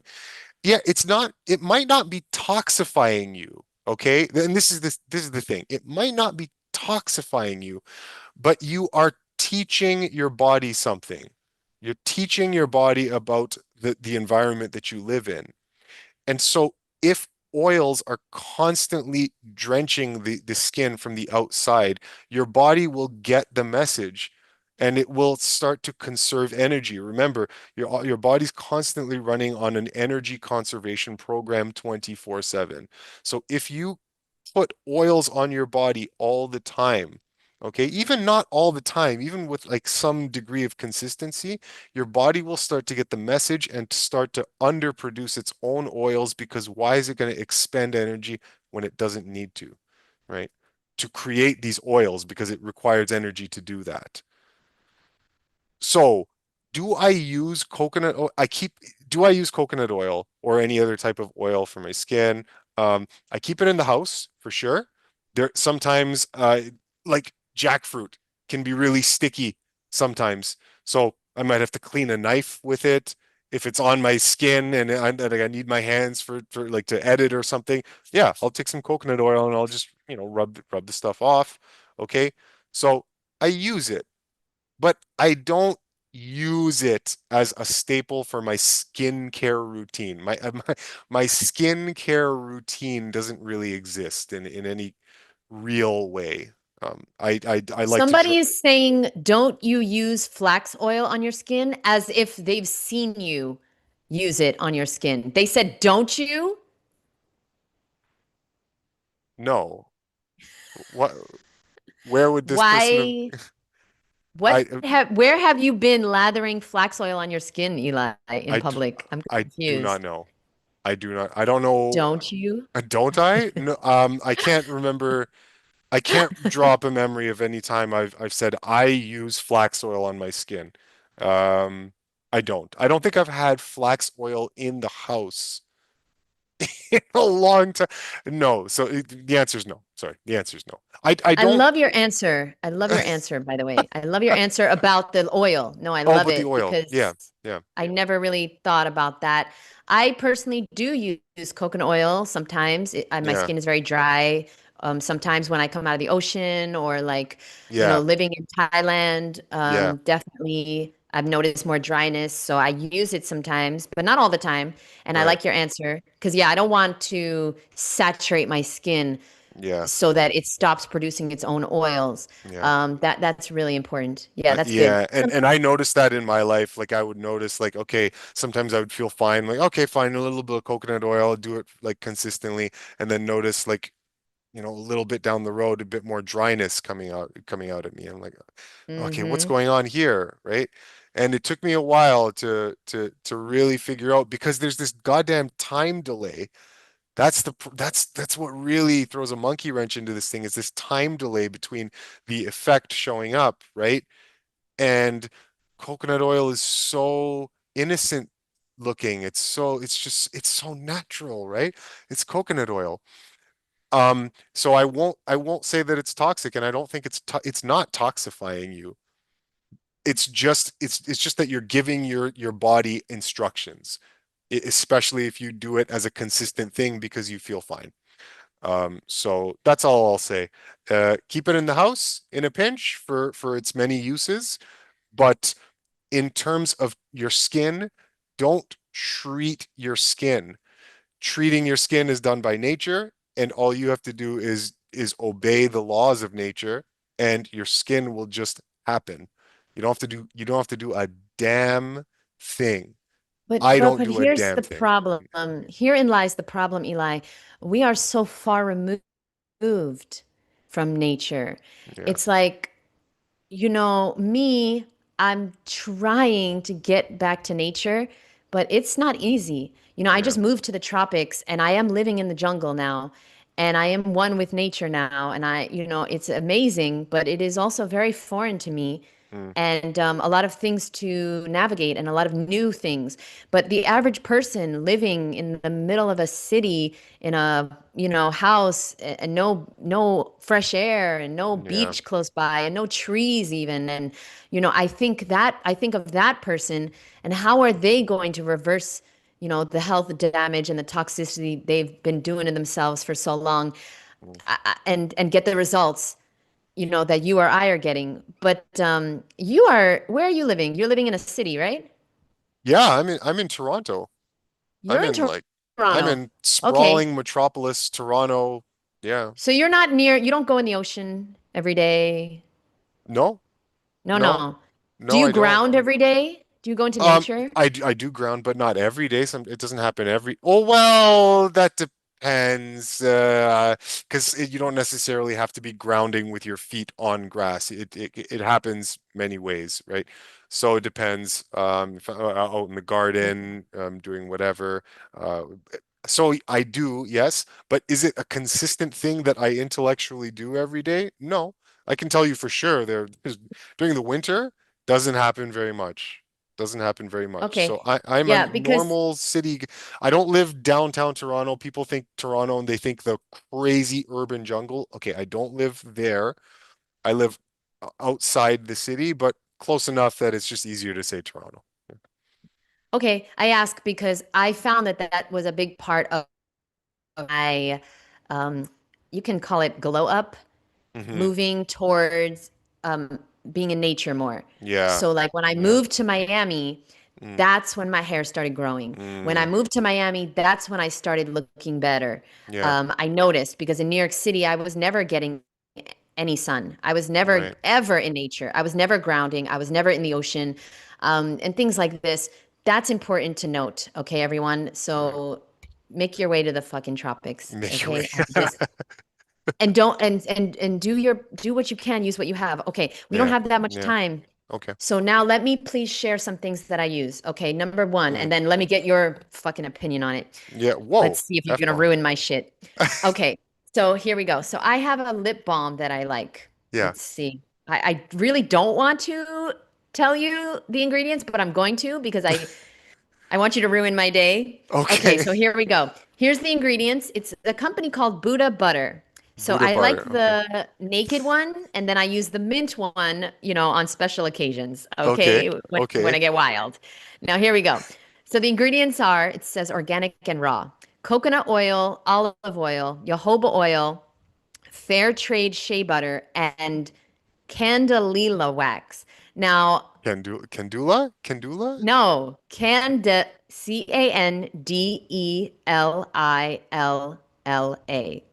Oh, Candelilla wax. okay. Okay. All right. Is Okay. that, have you ever heard of that? And I've never looked it up because I don't want to know.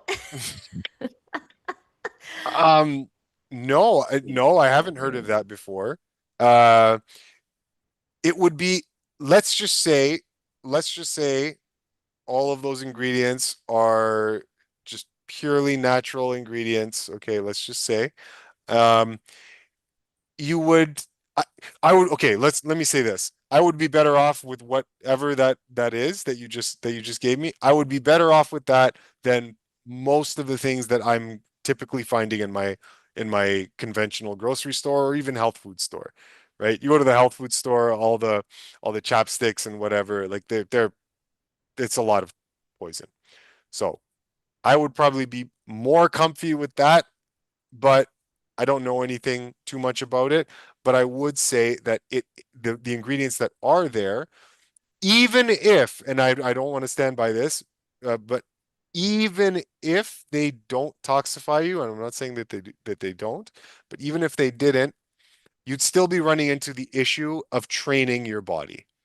This is the only issue with stuff that we Yeah. do, especially when it's a company that has created this shelf stable thing. There's an oil component in there, is there not? There was one or two oil components. Coconut oil, Yeah, jojoba oil, two, olive yeah, oil. three. Three. Yeah, so three different types of oils, right? So three different types of oils on the skin, right on the lips. They're gonna get the message, right? Oh, oil everywhere. Okay, well, let's slow things down, right? Let's stop producing our own. Let's stop producing our own. Mm, Yeah, let's stop producing our own. mm. This took me a while Okay. to get for myself as well, and um, it, it, it it's unfortunate. It's unfortunate, but now in a pinch though, like This is why I'm taking Muay Thai, so that I can so you can fucking beat the shit. kick your ass. This is literally why I'm doing it. Continue. Yeah, like in okay, in a pinch. So like I have pretty sensitive skin, right? As you would probably as well, especially since you've been living this way for long enough. Your skin is sensitive to irritants, I would imagine. So even natural things. So there have been a couple times where okay, make a big salad, and there's a component to the salad that is spicy, right? Combined like a hot pepper with whatever other ingredients to like tone it down a lot, and then it's this lovely thing. Maybe I've got friends over. Okay, let me make this dressing that everyone likes. I'll have some too. It's got some spice in it. Eat it. Okay. A couple of days later, oh man, why is my face dry? Why is my lips dry? Right? And it's like, ah, frig, I ate something with spices in it, right? Like with spiciness in it. And what does that do? There's an effect, right? For people with sensitive enough skin. So stuff like that, right? This is just straight food. This is just pure food. It's just a hot pepper. But eh, but sometimes you have to be careful, right? So um pineapple can do this if I'm not careful. I love pineapple. I don't have any issues eating or digesting pineapple whatsoever. Um but if it gets onto your lips, right? Depending on who you are, this would be my case personally. I don't know if anyone else has this, um, but pineapple, I mean, it can irritate, right? Because it's a strong acid. It's a strong acid. It's the bromine or whatever, something like that. It's that protein that dissolves cells in your mouth if you're Not eating here in Thailand. not in time. No, no, Mm-mm. of course, if you find ripe pineapple, it's not going to happen. I know that. And you Not here in even in Thailand. Toronto, no, no, not no. If you eat ripe pineapple, it's not gonna happen. But if it's Yeah. picked too early and it's transported over here, right? Now you have to scrutinize very carefully which pineapples you eat. You can't just go buy any one. And so, but sometimes, yeah, you still get that biting, that irritation, and yeah, that's what happens. It dries you out. So, Okay, let's ask there's this person is very, very adamant. They want to know about oh, shampoo and conditioner, oh, please. okay.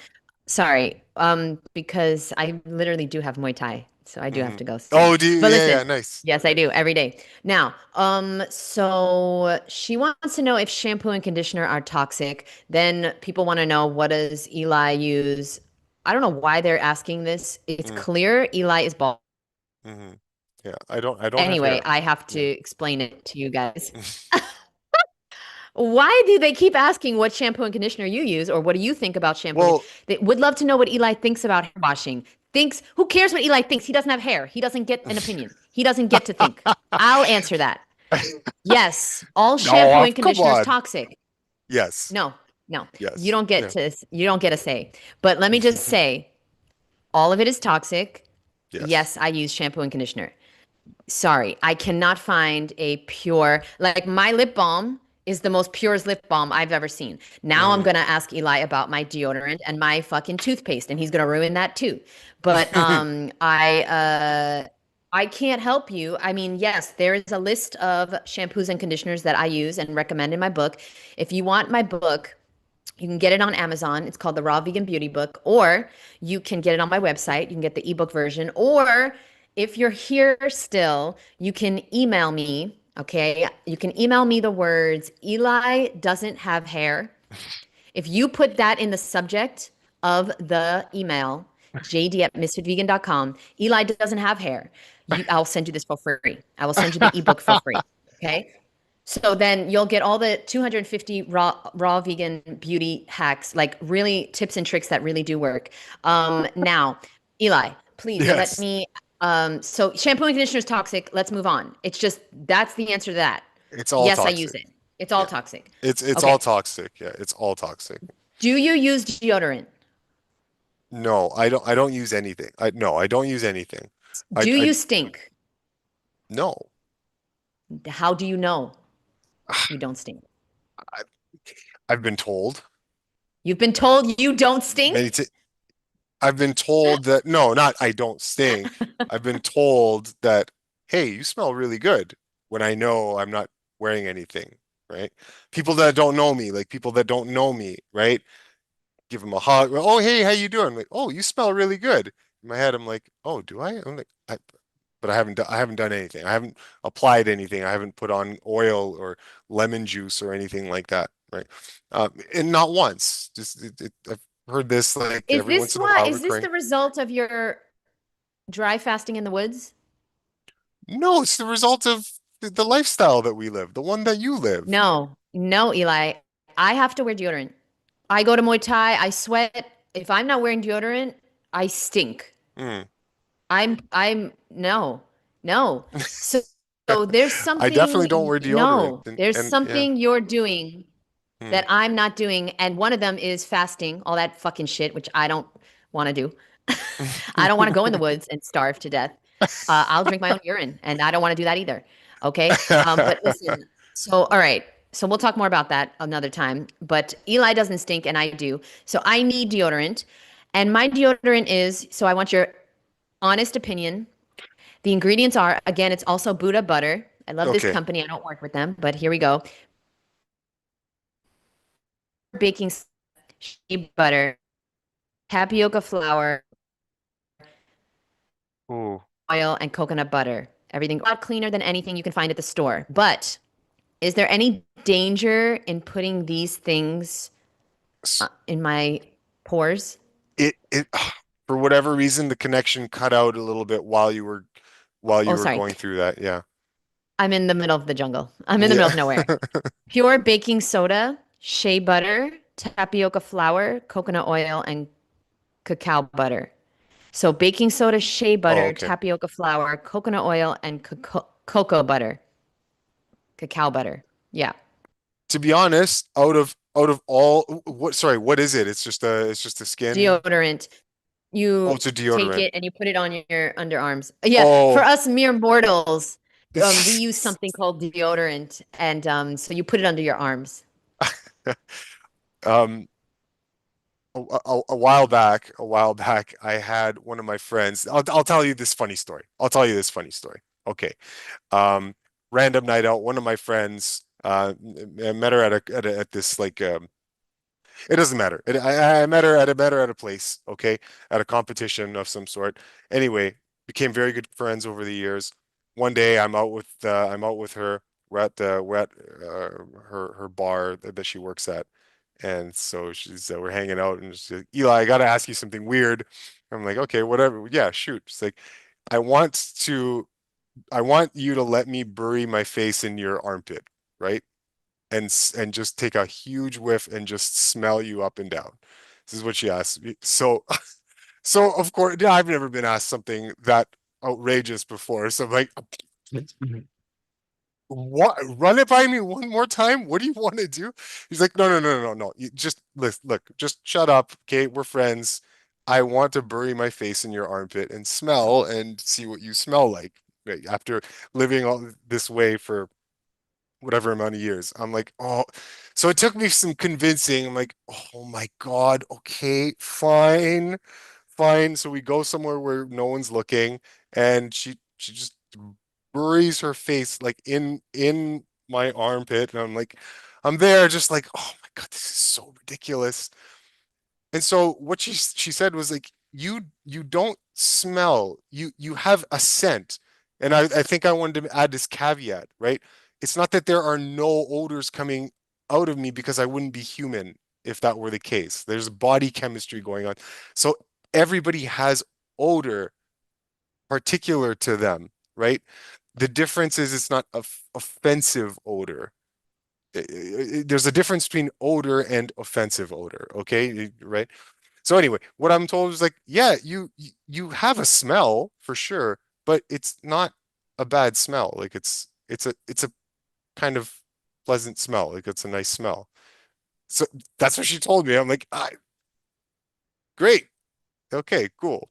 So anyway, um, deodorant now. Now, Okay, if what I think is going to happen is I want everyone that is coming to Woodstock Fruit Festival to ask Eli to I will bury deny their you. face I will in his deny you. under. We will deny you entrance. No, Eli, you can. No, no. Everyone that comes to Woodstock has to put their face in Eli's underarm Oh my area. God. Yeah, the Oh my optics are so God. bad with that. No.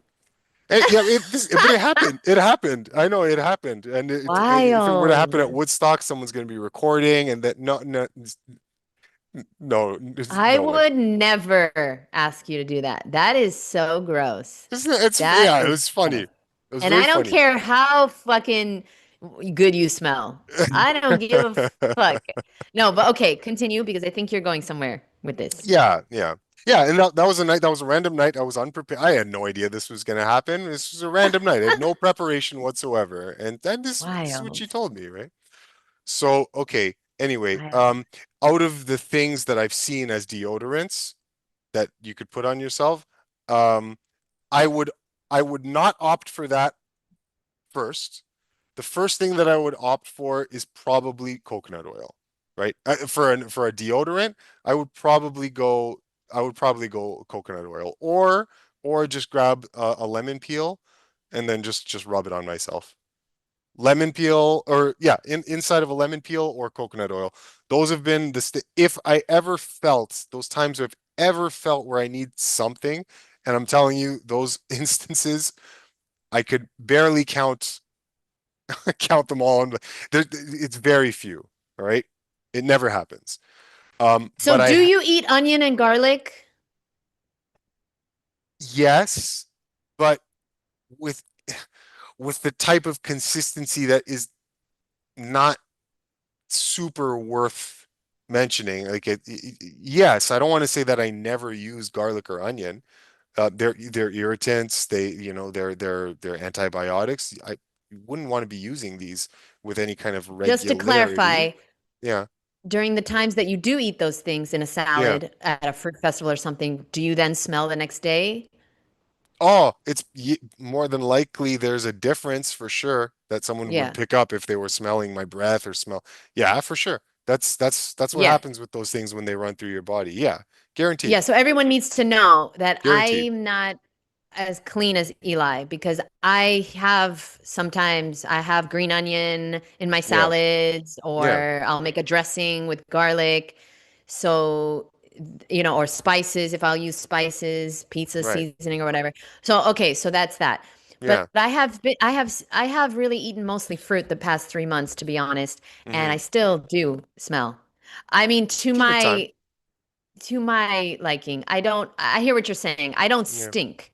Like there's some people they stink. I'm Yeah. gonna throw up Yeah. if I get near them. No, but I don't smell like mangoes as you proclaim to smell. Yeah. But I'll bury my I face in your didn't underarm. We'll say see. that though. We'll I see. didn't say No, that. you did. You No. did. Somebody did. Somebody said you smell like mangoes, and it's not. I smell like Also, I mangoes. just want to say the lemon thing is totally unrealistic for me. I Yeah. shave my underarm, and I once made the big fucking mistake of Yeah. putting lemon under my underarm after Mm. shaving. Do not do that.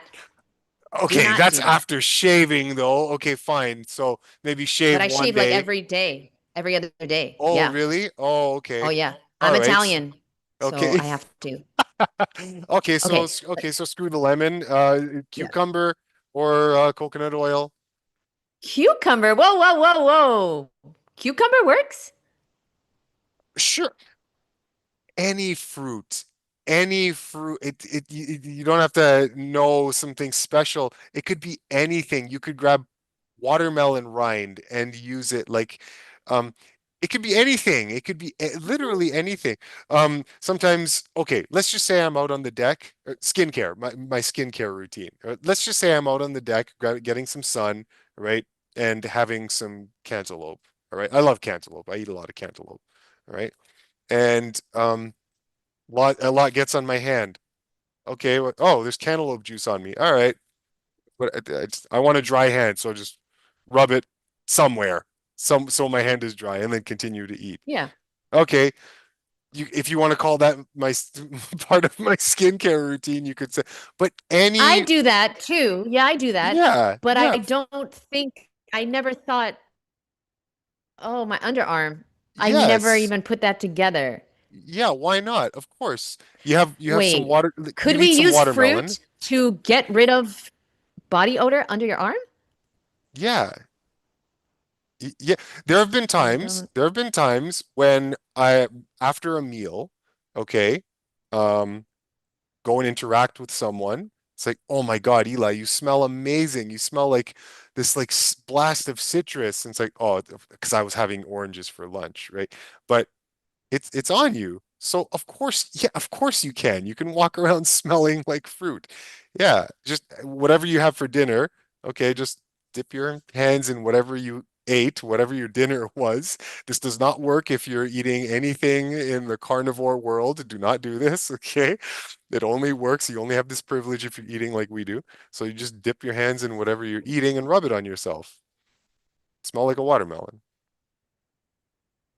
Okay, well, I'm gonna fucking do that. Try it. Yeah, try it. I Yeah. have many other things, but unfortunately, I have to go. I have this I have a driver here in Mm. Thailand, and she arrives at a certain time to take me to Muay Oh, Thai. It's nice. a non-negotiable. I told her if I text you in the middle of the night and cancel it, you still get here. You still come here. If I cancel, if I don't sleep, it doesn't matter. So yeah. So now, Eli, is there anything that you want to end this with? I would like to do a part two because there are many other questions, and Oh, this is a really? Mm. great topic that nobody's talking about.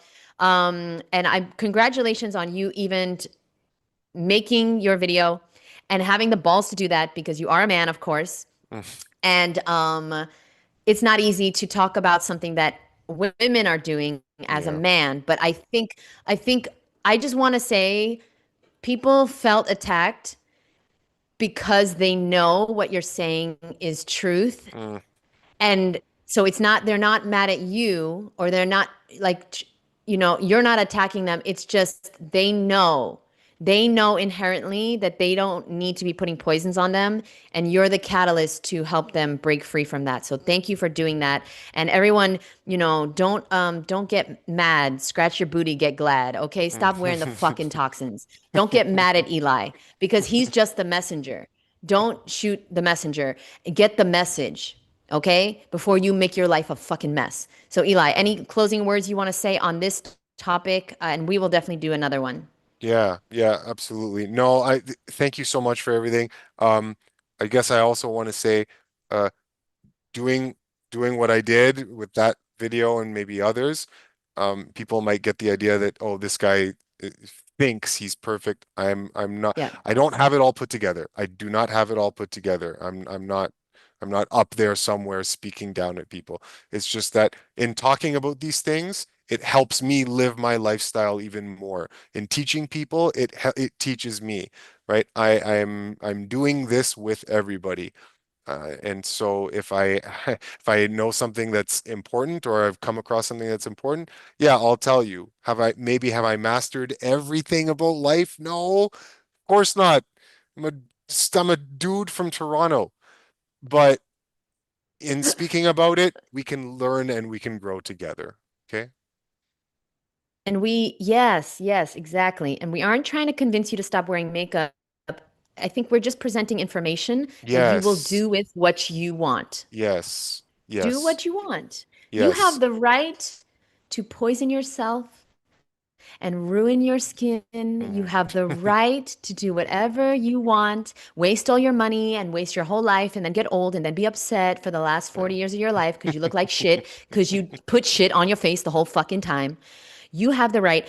Something I loved so much, I got to say goodbye to you, but I loved in your video, you said the Yeah. game is not rigged in your favor. And the Right. only way for you to win the game is to not play. Yeah. Oh, that was so good. That Ah, was so, mwah. That yeah. was money, Eli. Oh, Because thank you. people are playing the game with the makeup. What one ingredient should I avoid? Right. Right. No, Right. there's Don't, yeah. no.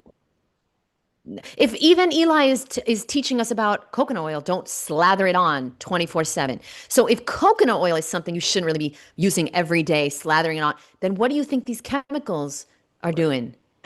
You Right. know? Right, right. Yeah, yeah. It's just it's about being conscious. Someone else asked me this question earlier today in a comment, very similar, right?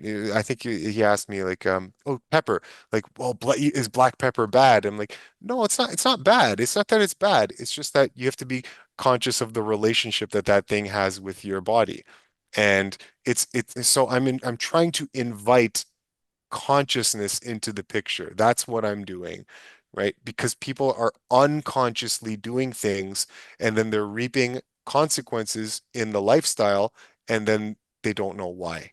And then they just attribute it to, oh, that's just how it goes. No, that's not how it goes. You are doing your body, it's cause and effect. It's standard principle of reality. Okay, there's a cause for every effect. So um, it's inviting consciousness into the picture so that you can make more informed decisions going forward. It doesn't mean you must abandon all cosmetic use today, right? It just means that now you know better. Now you know. So when Patty Sue comes to work at your work environment, this young 20-something Patty Sue, and you feel like you have to compete, well, by using cosmetics, you're playing the game. You don't have to play that game, right? You can work on your responsibility and your health, let it exude, let people see it, inspire people, and people will appreciate that, right? People appreciate you breaking free from the game and not having to play, right? So yeah, like, Eli, what do you do for your skincare routine? Like that's the thing. That's the question. It's the wrong question. Like You don't need to have a routine. You just need to live rightly, live well, right? And nature, she's got your back, man. She's got your back. So took care of a lot of the thinking for you. Yes, yes, yes. That was perfectly said. Thank you, Eli, so very much for this. Let's plan a part two, Sure, perhaps sure, next week or so. sure. And you can meet Eli and put your face in his underarm at the Woodstock Fruit Festival this year. So Never have use told the that story. code. God Eli, what is damn your code? it. Free melon. Free melon is my code. Free Yes. melon, the Yes. capitalization doesn't matter. It can be Yes. lowercase or uppercase, it doesn't matter. Free melon, you'll get $100 off to meet Eli, and you'll meet me as well. And so two for one, buy one, get one free. And Spira will be there, Will Tuttle, Doug Graham will be there, Scott Bernhardt will be there. Okay. Eli, have you met Scott? Yeah, we met at Texas. He's super cool. Okay. Yeah. Yeah, he's super I cool. never met Scott, but I know he's going to be. I just know I'm looking I can't forward wait. so much to meeting you, Scott. I've already met Spira and Doug Yes. and Will Tuttle, but like I can just imagine the like five or six of us sitting and eating durian together. That's going to be Oh so yeah, that's a fucking blast. epic. Yeah, no, he's great. Yeah, he's great. We got along very, very quickly. Yeah, So yeah. it's gonna be a lot of fun. It's gonna be a lot of fun. A Yeah. lot of beautiful, amazing people are coming, Hmm. and I'm very, very excited. Yeah. And so, okay, guys, we'll see you there. Check out the woodstockfruitfestival.com for those details. And Eli, I hope you have an amazing night. And I have to go train to kick your ass. Love it. And thank you so much for ruining everything, as always. Thank you, Eli. We love you. That's my job. Guys, thank you so much. Love you very much. Mwah. Bye. Bye, guys. Thank you so much for watching. If I didn't get to your question, it was Eli's fault because he fucking brought up Hitler and goddamn, I don't know what dates where they're fucking smelling his fucking underarm. And we'll get to your question next time, I promise. Okay, bye. Eli, you have to reapply your makeup. I see there's some like, Is sweating. my You've been mascara sweating. running?